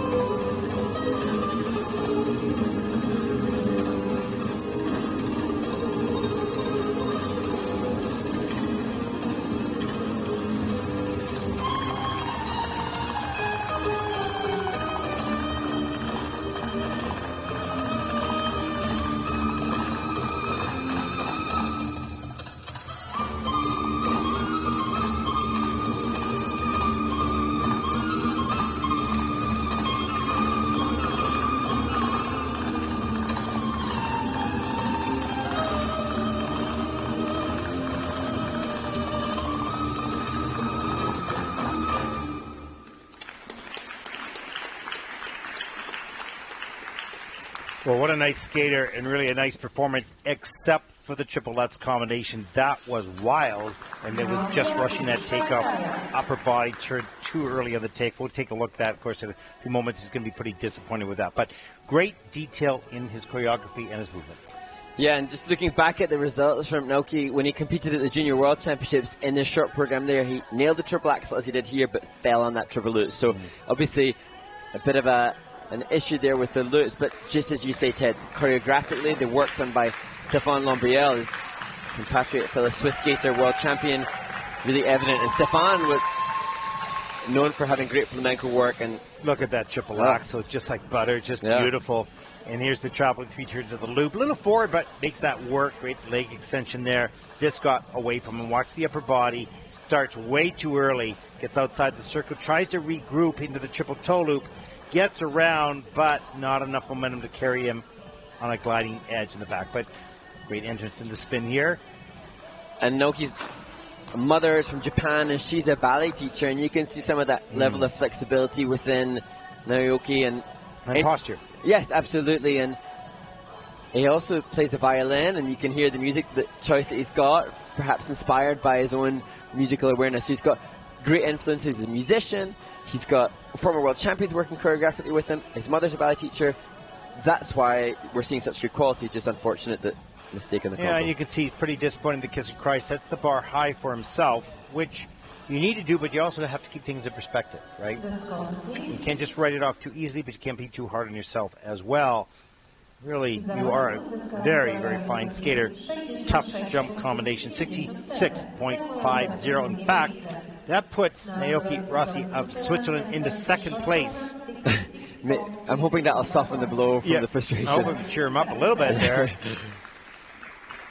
He's coming around, I think. I hope. We'll see a better free program, I'm sure.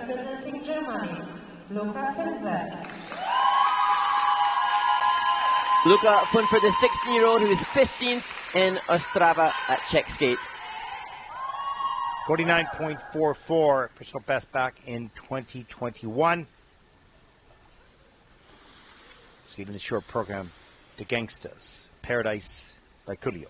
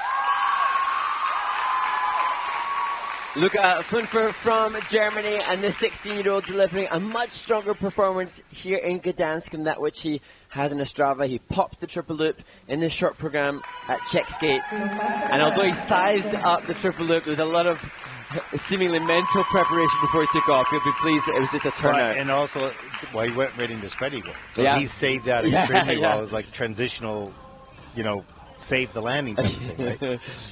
And we've talked about skaters that, although not contending necessarily for podium positions, are memorable because of what they've done. I remember Luka for choosing Gangsta's Paradise when he competed in his first Junior Grand Prix assignment, and I think great to see it here again and delivered with a triple loop that he missed at Czech skate. Yeah, that's a feeling of sort of accomplishment or an upgrade for the previous, and that's what a season is. You don't compete once, you compete many times throughout the season. You just want to continue to get better. Here's the Lutz. Good edge. Yeah, good flow on the landing, up into the double toe loop. Good flow throughout. Nice turned out toe stretch free leg Nice and tidy on that landing position. The double axel, change of edge, arm and free leg back, snap through, little forward on the landing. You want that strong back for the body line. And here is the loop into the spread eagle. Watch what happens here on the landing. It was really good. He sort of falls into the spread eagle. There's the loop, a little bit, and just puts foot down into the spread eagle. I intended to do that. Nicely done. And this was great. When the jumps are out of the way, look at the flow and glide through that combination of turns, covering lots of ice here. There, the chopped, a little scratchy, but good skating skills in his choreography done by Adam Solya.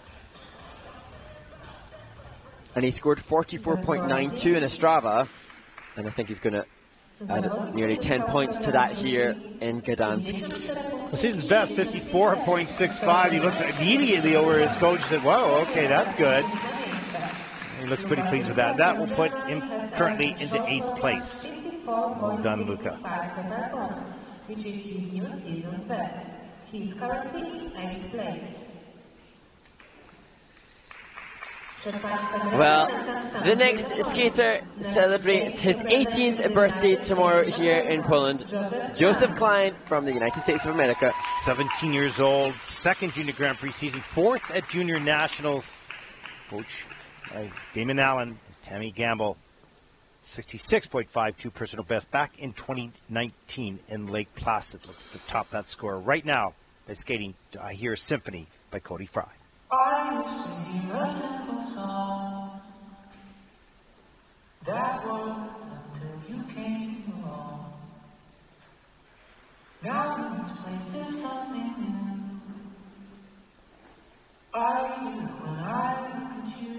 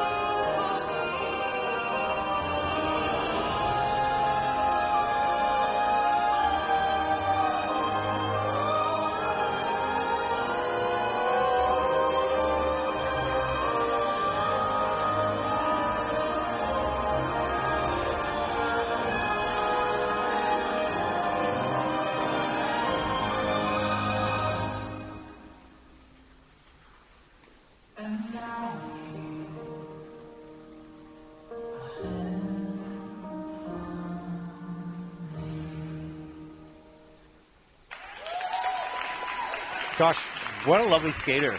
Very, very lyrical. Good back.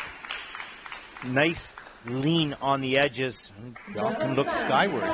Just the most elegant and aesthetically pleasing style I think that we've seen in the men's event. And although pretty major mistakes in the triple flip, triple toe combination and just a double axel as opposed to the triple which we've seen from others, but for me, just elegance personified on the ice. Yeah, he's really enjoyable to watch. Good composition of the program, of course, and some really nice skating skills. And he pays attention to the detail quite often in the juniors. We've talked about this. Focus on the elements, but not this young man seems to care and enjoy all aspects of the performance. And just a fascinating human being. This is a young skater, as we see his double axel, who lists climate activism as one of his hobbies. And I think, wow, we're talking about somebody then that's competing at this elite level, doing triple combinations just to turn out the triple flip and triple toe here, but who's got an interest in climate activism. How amazing is that? Not just an athlete, but somebody who's caring about the planet. It's good news. Yeah, great to hear. Triple loop near the end of the program. There's the cantilever. Great lean back. And where some would argue that the system doesn't reward necessarily, there's split jump, the cantilever, elements in his transitional content in the composition of his program that some couldn't even consider. Well, 70.13 for the short program, but he's big smile on his face. He's like, really? Is that mine? Great job. And I think if we reflect what we were talking about here, very close competition, 71.3 to 70.02, but what a great job. Great to see the judges rewarding those program components. Next to skate, representing Poland, Jakub. The second skater representing Poland here in Gdansk, Jakub Roslanik, 17-year-old. First Junior Grand Prix season, he takes the starting position here at home, skating to Ophelia by the Lumineers.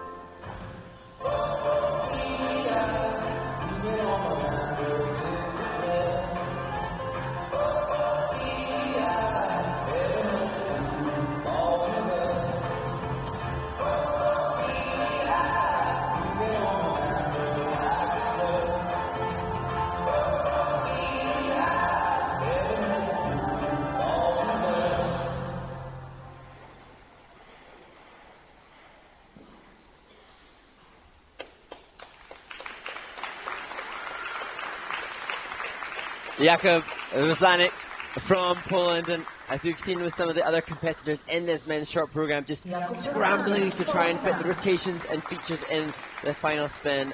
a little after the music has finished. Yeah, you can see, a number of these skaters, as I had mentioned a little earlier, they're in their growth time and not as, I don't want to say, I'm not sure quite how to say it, not as coordinated as they will be when their growth settles down, and able to say things and to have more consistency on the takeoff and on the exits. It's just normal. As you're growing, things are changing, and it's hard to always feel the same every day because you're changing a little bit every day. Absolutely, and as the muscles start to catch up with the skeletal structure, it's just a process. These guys are growing, and I'm shrinking, and I understand completely what it's like. I just go in the opposite direction here. It's a little under rotation and breaking the upper body. Good speed coming into this. Yeah, I love the length of the outside three-turn entry into the circle. Just a shame then. Yeah, then what was that? Like, squeeze out that double toe somehow. Yeah, and like you say, Ted, that's potentially just lack of reps with this new grown body. Yeah, absolutely. Rocker, counter, difficult entry into spin combination. And the host nation can include more home nation skaters, and Jakub getting the opportunity to compete here in Gdansk at this Solidarity Cup, and this an opportunity, a real opportunity. He comes to this event using a simpler technical element score, going for triple salchow combination as opposed to some of the more difficult triples which we've seen from others, but he'll know that coming in. Hopefully from this event he'll see program component scores, less tangible things to steal off others. Yeah, at the age of 17, you can see there's a lot of growth going on there. Let's take a look at the short program scores for Jakub. Sometimes you wish that program back up on the ice to start again. And the men have that day's rest tomorrow. You want to make sure that you bottle up and channel all the frustrations perhaps of the less than stellar skate from the short program so that you can tap into that when you go out to skate for the free skate. Yeah. Pre-event feelings, very different to post-event And this is where the work from the coach happens a lot, is to try to put things in perspective. For a person sometimes doesn't want to listen to that, and I don't mean in Jakub's case at all by any means, but at that stage it's just frustrating, and sometimes you shut down a little bit, right? Feel like the be all and end all. Yeah, exactly. 36.01 for Jakub. That's 17th in the short program. He's currently in 17th place.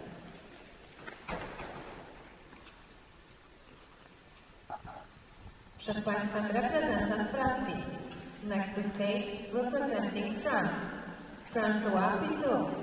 François Pitot from France, just walking through axle takeoff, which will be of the triple kind as he starts his short program. 17 years old, third Junior Grand Prix season, first event this year. 61.27 personal best back last season in Courchevel, skating to medallion.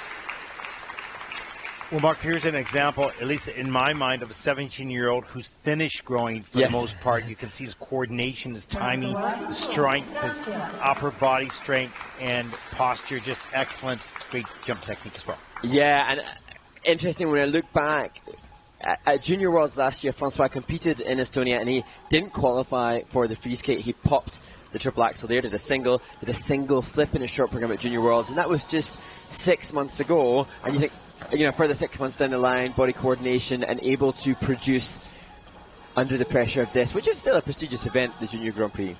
I loved this at the beginning, and props to Angelique Abitschkina, who choreographed the short program, and I've seen her name cropping up a few times on the Junior Grand Prix circuit. You're a nice dancer. Yes. You know, for France, and I've covered her for a number of years. There's the triple axel, just over-rotates that a little bit, but look at the strength of the positions. They flow across the ice. Love that. He did Triple the loop. double 3 turns clockwise, and then triple loop, and then rotated anti-clockwise out of a great transition. Great left and toe loop, solid, gets that free leg back quick enough, and good spinner as well. Managing to get the 8 rotations in that A-frame position as the second feature in the first part of the spin. And then you'll see, although a little late with the music, which will not have helped the composition and presentation components, that butterfly exit securing the level 4. And you could hear, he's here with Malika Tahir, but his coach Romain Ponsat is at home. 72.22, Francois Pitot from France, thumbs up, handshake, takes the lead. Not sure he expected that. Big No. reaction at the end, yeah. And a big new personal best by over 10 points. Przed Państwem reprezentant Stanów Zjednoczonych.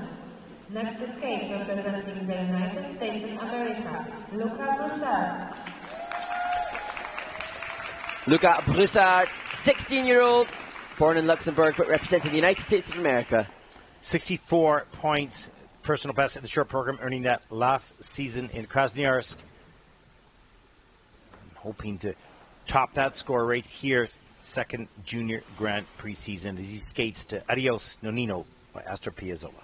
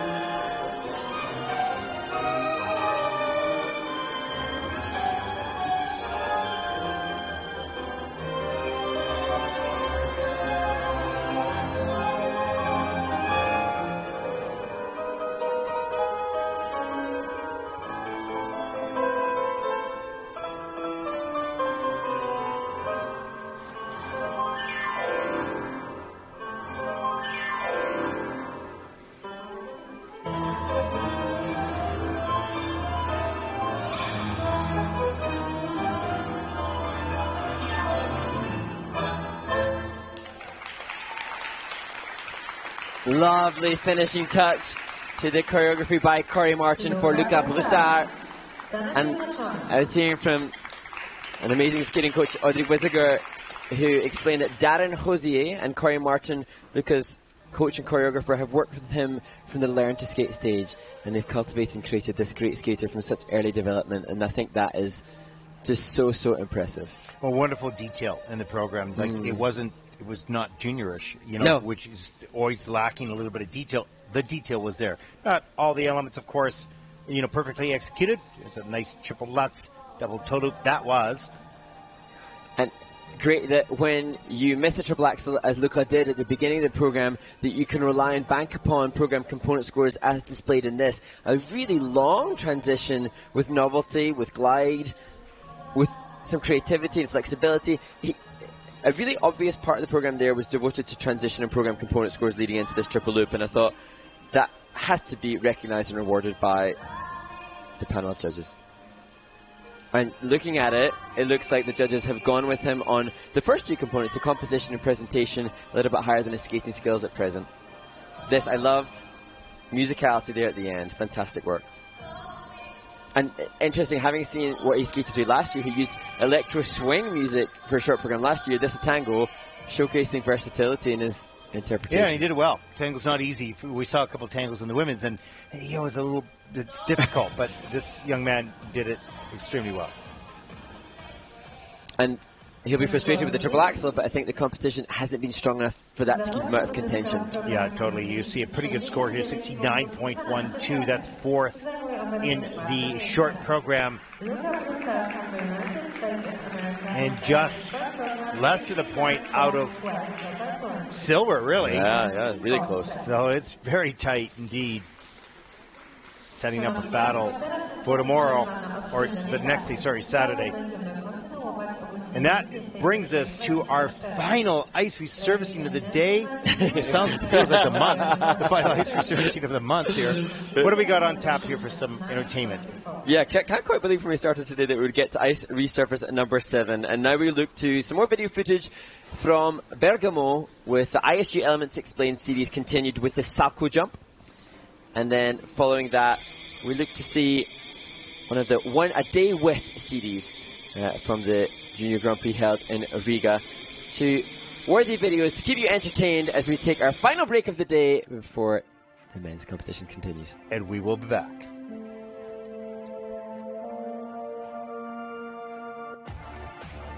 Hello everybody and welcome to Center of Excellence Ice Lab in Bergamo, Italy.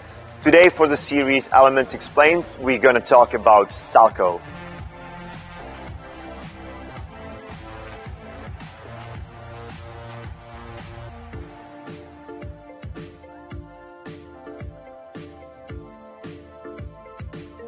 Salco jump takeoff. We start from the back inside edge. After the takeoff is followed by 1, 2, 3 or 4 revolutions, and then we land on the opposite foot on the backward outside edge.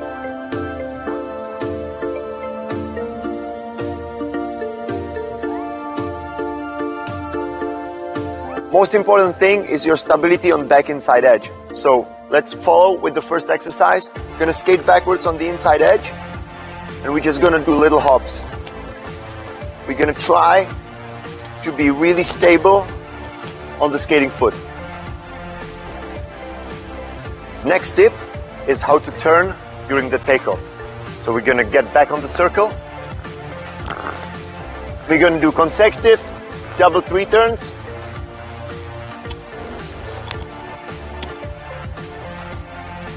To learn how to turn.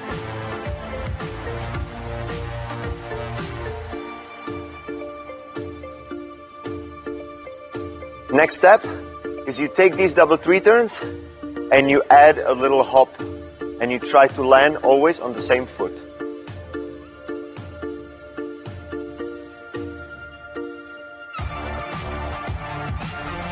To get additional height on the Salco, try on the takeoff to bring your free leg knee really high and then switch to get the most height of your jump before you start rotating.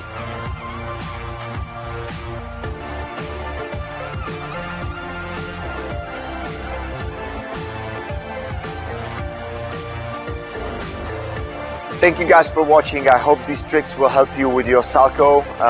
Remember to check all our videos and follow ISU on social media. And that's it. Thanks for watching and see you next time. Ciao.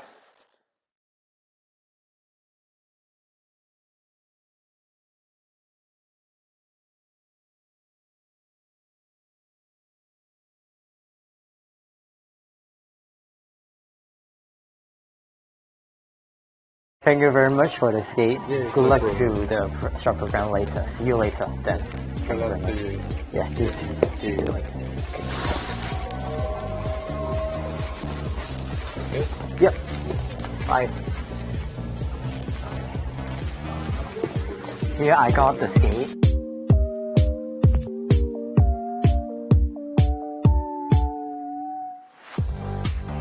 I am Chiu Hei Jung from Hong Kong. You can call me Jeffrey.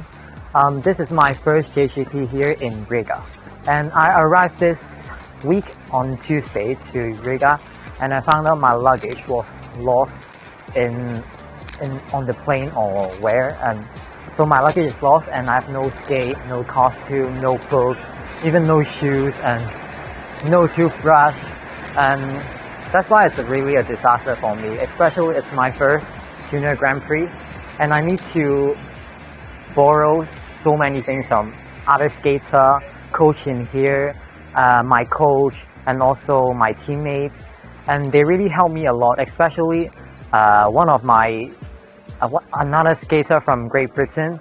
His name is Connor Bray.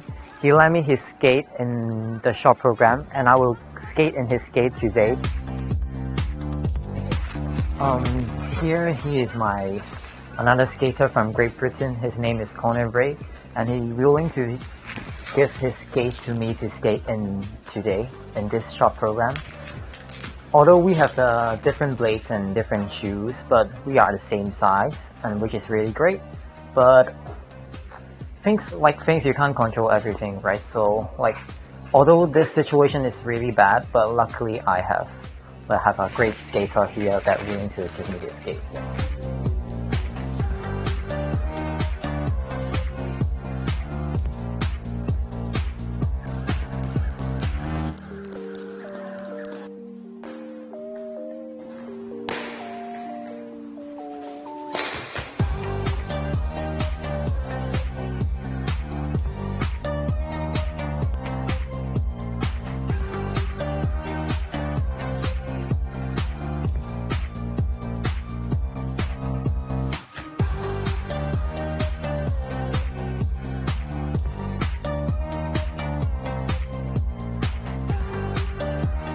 still a bit nervous, but it's a normal stress before a competition.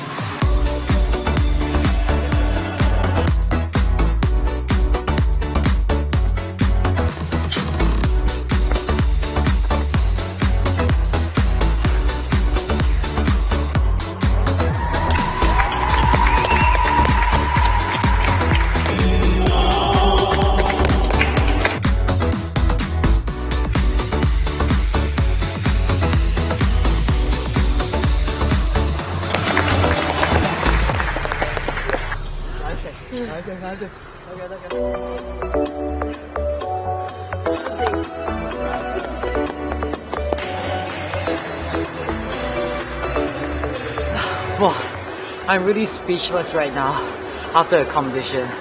I'm really happy, first of all, but I did not do my best because I followed my step, but I definitely do my best with the free program. But it was really a great experience, but I would never want to be in this situation again. But really thank you to my friend Connor for giving me his skate so that I can at least compete in this competition. but I'm really happy for what I achieved just now, and I definitely feel that I do my best, but it's not my best performance. I definitely can do better. It's crazy.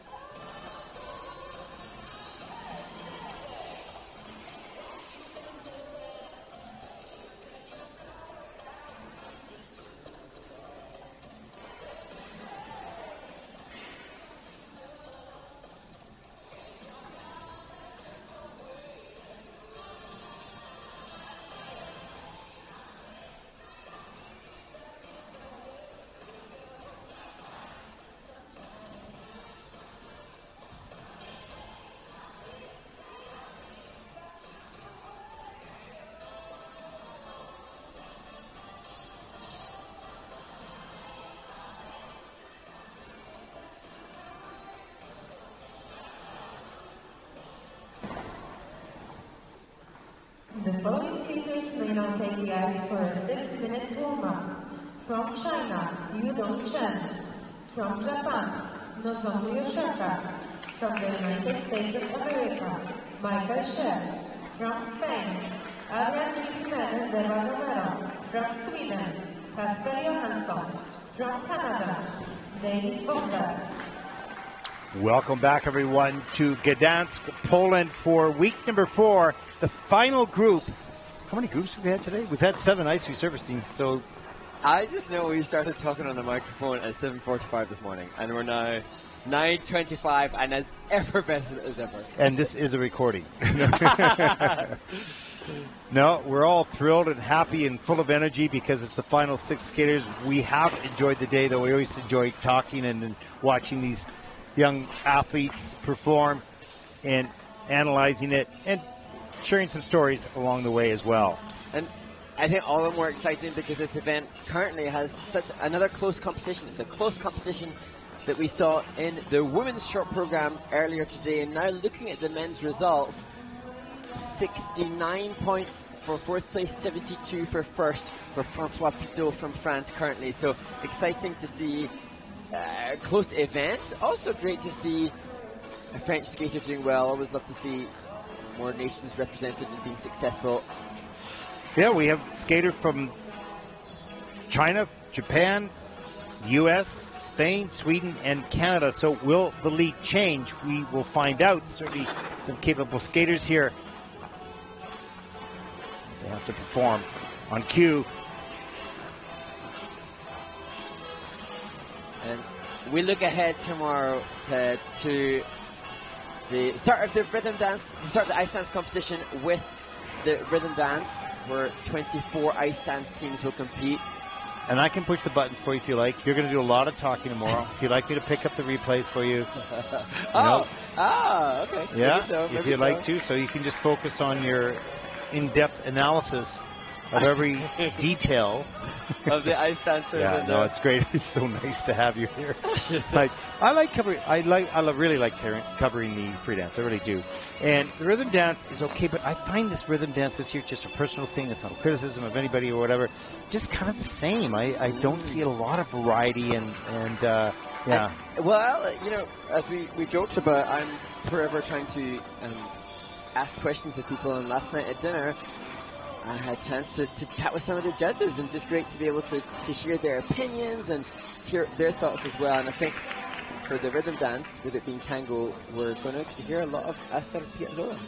Yeah, we probably will. And, you know, it's interesting. Dance is such a fascinating, not dancing on the ice with your show, but competitive ice dance is such a fascinating discipline for a whole variety of reasons. But in the end of the day, it's probably the most entertaining.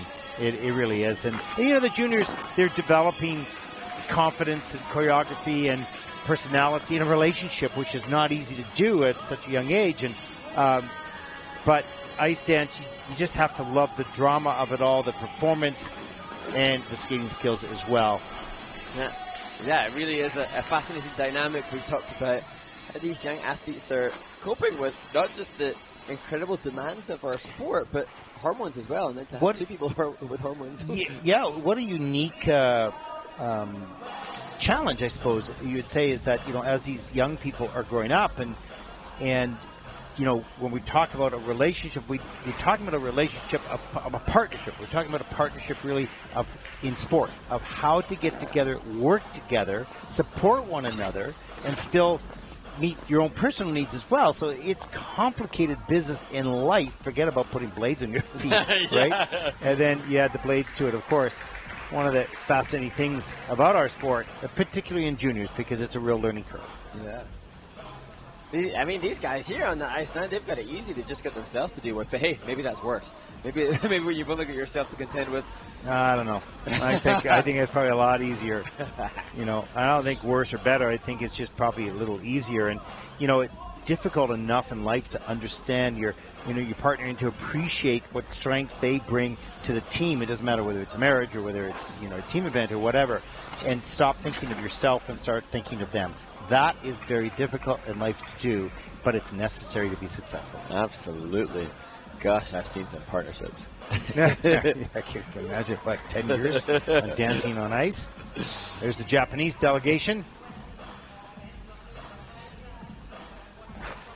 And there, the Spanish representative chatting to his coach ringside, and he's been enlightening to see his excitement and joy. Oh, he was so thrilled when Javier showed up yes, as well, right? Yes. Had a nice conversation with him the other day.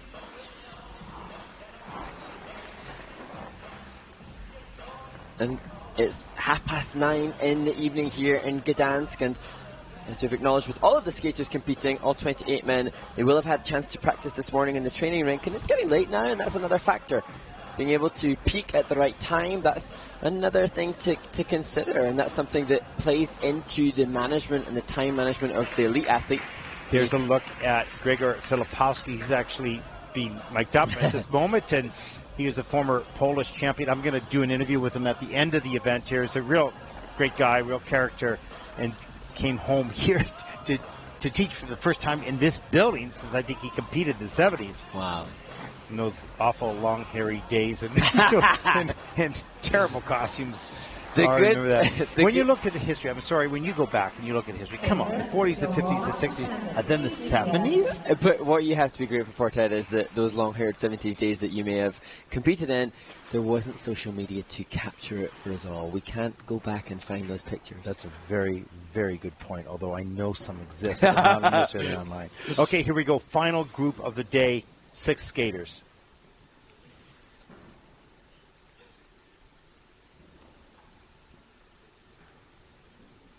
Przed Państwem reprezentant Chin.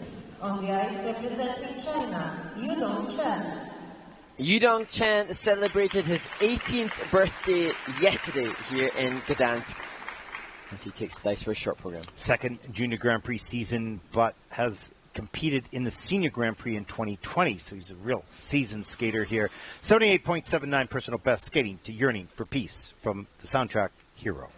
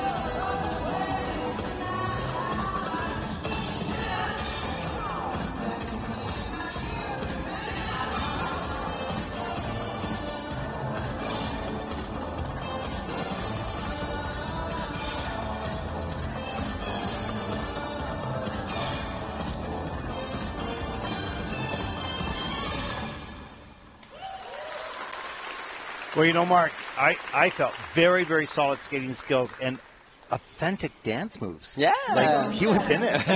He really was. And anything designed by the great Canadian ice dancer Shaylin Bourne is winner in my book, and the choreographer for this short program. And the interesting thing, you can choreograph the program, but can you get the skater to do the choreography the way you've done it, right? Yeah. And Shaylin did. Absolutely. And that's not an easy task with the junior men, you know, and also with a different culture, right? So, completely. And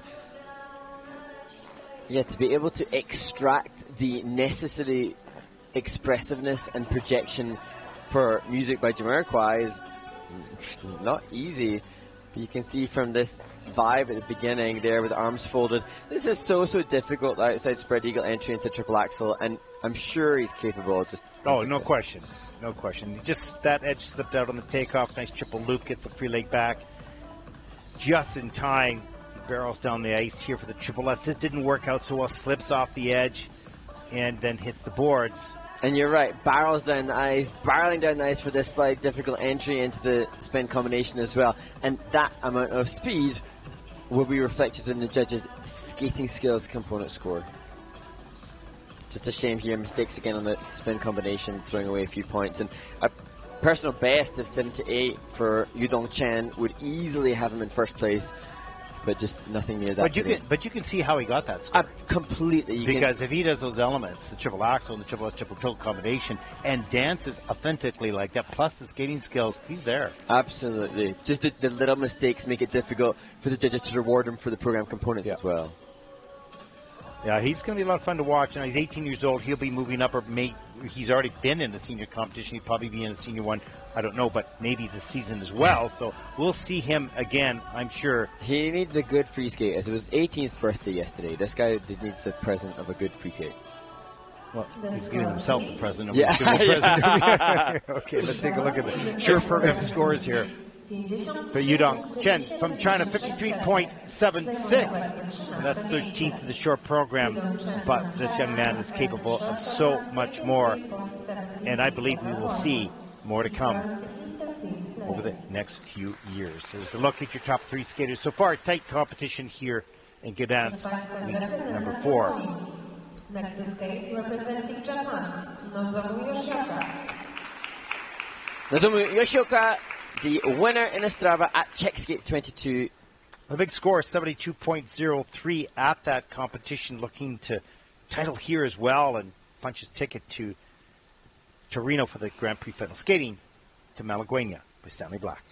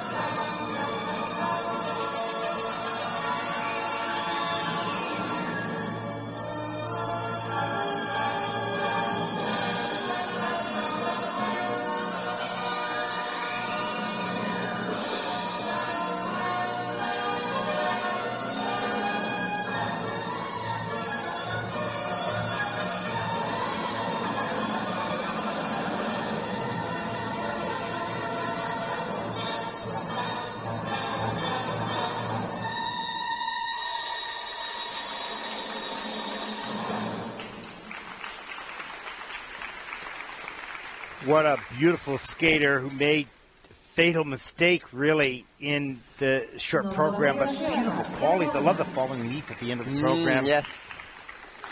And I see progress and improvement, Ted, from Ostrava, but it won't be the same score by virtue of the big mistake on that intended triple loop. Yeah, he just really pulled that, yanked that takeoff around the corner and just flew out to the side and had to bail out of it. But really some wonderful skills and great.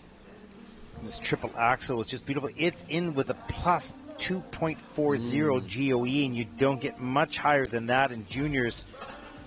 With the judges looking for very good height, very good length, and an effortlessness. And here it is. Rides it right off the end of the edge and makes it look like a double. It's just beautiful. Yeah, that was fantastic.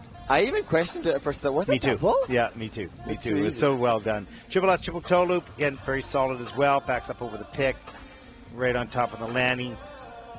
And into the triple toe loop. Has to fight for that landing a little bit. That comes in with a plus 0.59. So certainly not the same as the triple axel. And there's that pull on the takeoff edge. And doesn't get into rotation position. And has to bail out of that, unfortunately. And it's interesting looking back at Nozomu's stats. He's competed at the Japanese National Championships in the junior category since the 2017-2018 season, and he was 20th, then 21st the next year, then 5th in juniors, then back to 11th in juniors, and then 3rd in juniors last year. And it just, that gives you indication of the volume of quality, talented skaters in Japan, even in the junior ranks. Yeah, absolutely. Let's take a look at the short program scores. 69.97. That'll put Nozomu currently into 4th place. But not far off. Look at that. 72, 70, 70, 69, 69. Really tight competition. And the next skater, Michael Shea from the United States of America, 17-year-old who got some rave reviews following his short program on YouTube at Courchevel in the first Junior Grand Prix. Well, 5th in week 1. 66.08, looking to top that score here and get close to that top group. Have a chance to medal. And he'll skate the short program here tonight to Never Enough by Lauren Allred.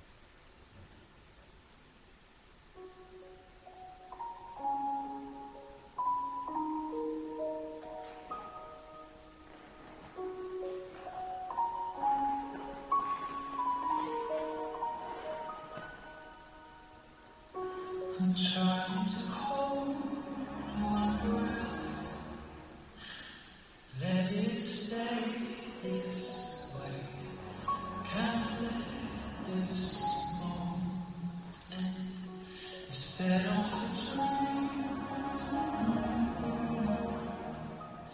getting louder now.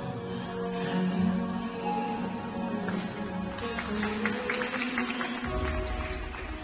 Take my hand. Will you share this with me? 'Cause starting without you, all short, 1,000 spotless, all stars we steal from Einstein. Never be enough, never be enough. Time to go, sleep to his hands could hold the world, but it'll never be enough, never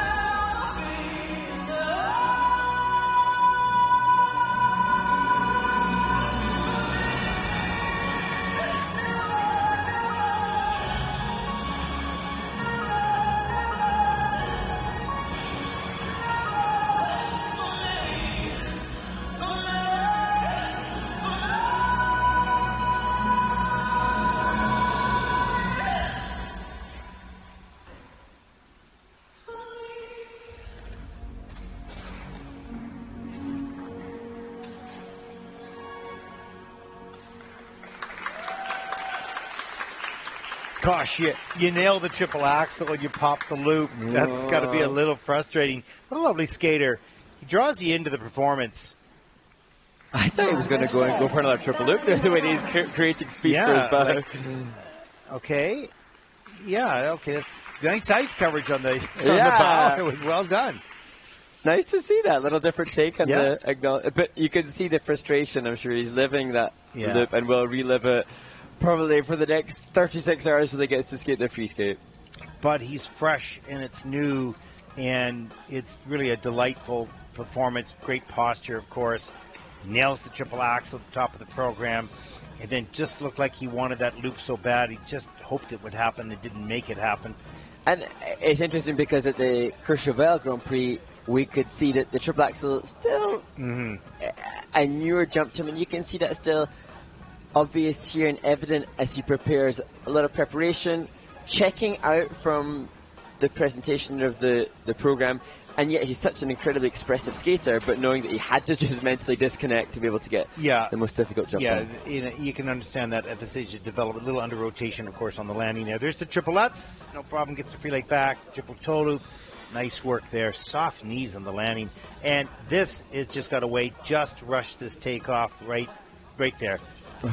Timing on the fold into rotation with the jump was not there. There's the beautiful Ina Bauer.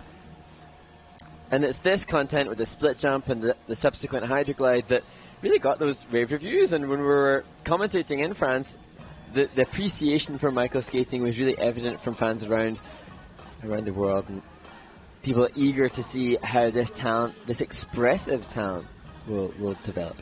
Yeah, there's something sort of, I don't know, it's hard to explain. He just connects with the music well. It's big, it's grand. Well, let's take a look at the scores. 61.51, and that'll put Michael currently into 10th place, but not so far off. You can see it's a 9-point difference for the podium for sure, but certainly can move up. Maybe not all the way to the podium, but...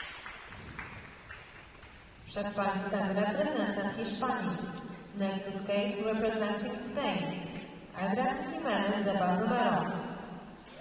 17-year-old Adriana Jimenez, the Baldomero.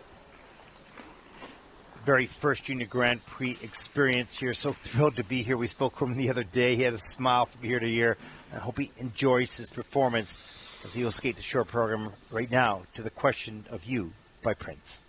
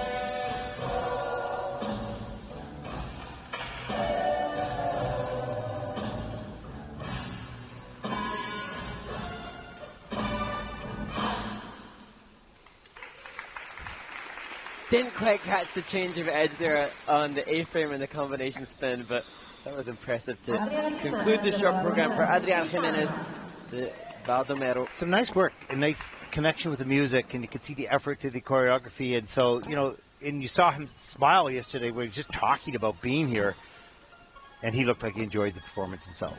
Yeah, and as we were chatting with him following his practice session yesterday, I asked him about the influence of Javier Fernandez, and he said that he didn't expect Javier to be here in Gdansk, and just to see him was exciting in itself. And you question then again the impact of a skater on the next generation, and I'm sure Javier has had a huge impact, a profound impact on Adrian getting to this level.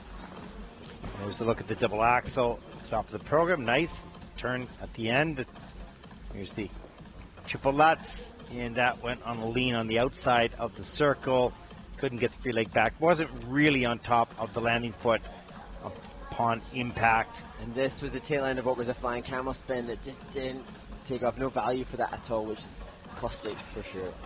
And a little bit later in the program, the triple loop. And that looked well done. Oh, great to see, smiling. And he could, like you said, Ted, he couldn't articulate what he loved about skating. No, I asked him what he loved about skating, and he just smiled for like 30 seconds and said, I just love it. Yeah. It was hard because he loved everything about it, right? And you can see that right now in the Kiss and Cry.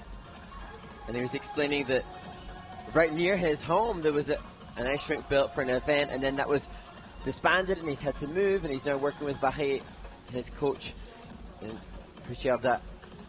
And they've been working together for a couple of seasons or so, trying to follow in the footsteps of world champion fellow Spaniard Javier.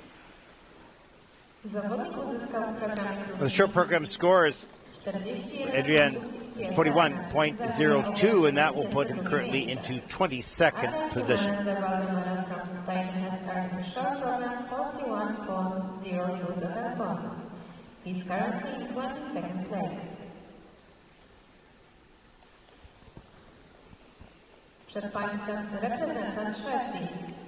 Next skater, 16-year-old Kasper Johansson, effectively competing in back-to-back events, having placed 8th in Riga.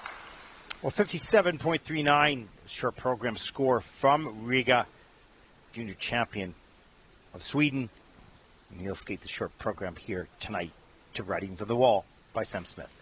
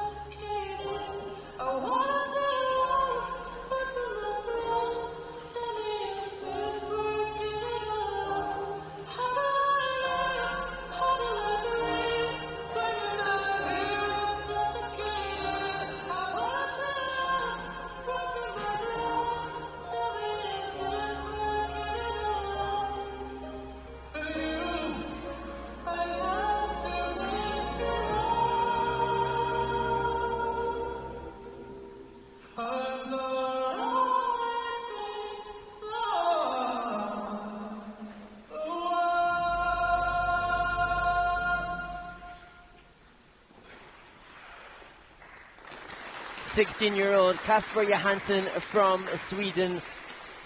He secured a personal best in Riga just a few weeks ago with a 57.39. But at that event, he was more successful with the jump combination. Here, unfortunately, a fall on that triple lutz. Improvement and progress made with the levels and the GOE of the spins compared to Riga.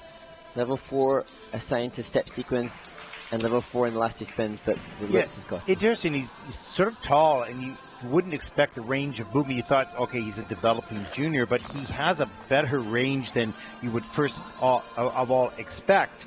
And, you know, he's not a big jumper, but he's very quick in the rotation. And so he has some really nice qualities. Yeah, good work by he and choreographer Shanetta Fall. And as you say, use of the back, even in the opening movements, you can see. I was really conscious of his neckline as well, his commitment to expressing and projecting upward, which isn't something that all of the skaters are comfortable in doing. As you see this opening double axel, and they're transitioning with that rocker, and again, even as you see that waltz jump transition coming down the ice into the lutz, using the neck and the head. A pretty good lift on that lutz, actually. Much better. Triple toe loop, not as much. Back on the heel in the landing. Slips out from that. And triple loop was nicely done. You can see him really reaching out and extending free leg in the arms, using the space around him. And again, constant use and awareness of the head and the neckline. For me, if he could just tighten the free leg extensions, then we would have utter class.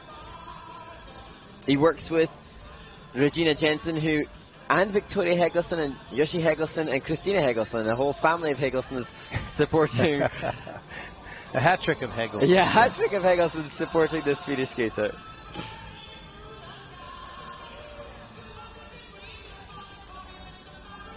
And their coach encouraging the skater. It's so difficult to compete in back-to-back events, as we've said, that they come down following the success and we get to then build back up to perform. Not easy.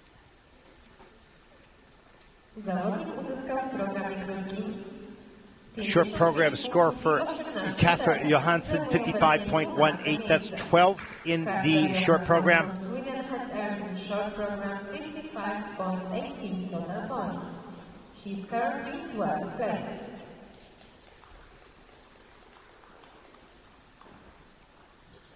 Our final skater of day one here in Gdansk. It's been a long day. The final skater comes from Canada, David Bondar, 15 years old, coached by Tracy Wayman, Gregor Filipowski.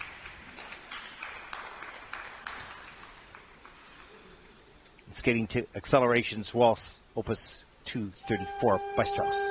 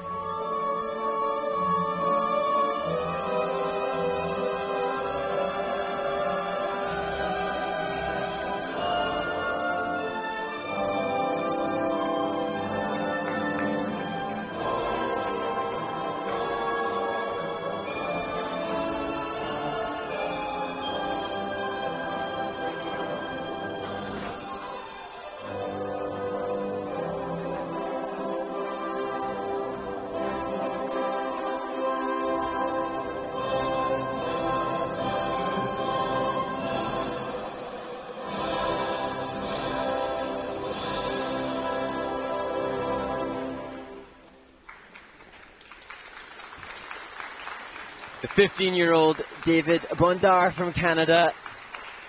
And no doubting that was a tough skate for the young Canadian. His birthday is on New Year's Eve, where he will turn 16, and having placed 5th at the Novice Nationals in Canada, this a real opportunity for him to start his campaign as a junior candidate for the Canadian title. It's not been an optimal day for the 3 Canadian men competing here, but such growth potential. Difficult for David. It's after 10 o'clock in the evening here in Gdansk, and a real challenge to then maintain energy levels at 15 years old. I am sure that he has spent the day mentally prepping for this, his opportunity to compete. As you see, the opening triple lutz, it was a great outside edge on takeoff, just unfortunate that he couldn't stick the landing and loses the jump combination.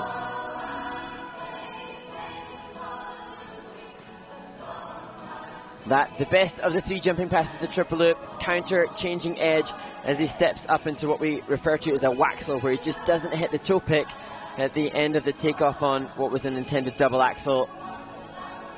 And here I was catching this record because the musicality within a step sequence choreographed by David Wilson was so brilliant, and then unfortunate just slipping on the left back outside edge there, and that fall within the step sequence makes the element go down as to a -5 grade of execution, and it incurs that -1 deduction for the fall. So just really costly and so unfortunate, because the skater that you see here is much more capable than that, as he is joined by Gregor Filipowski in the kiss and cry area. And Gregor, I'm sure, will be working hard to turn this around for the free skate.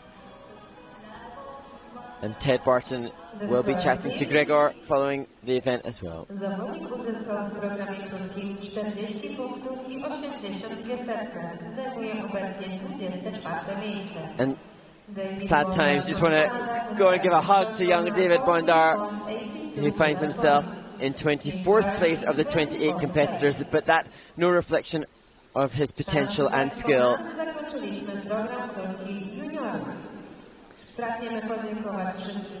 David's performance concludes the men's short program with all 28 competitors finishing, and Francois Pitot leads the field with a 2-point lead over Joseph Klein from the States.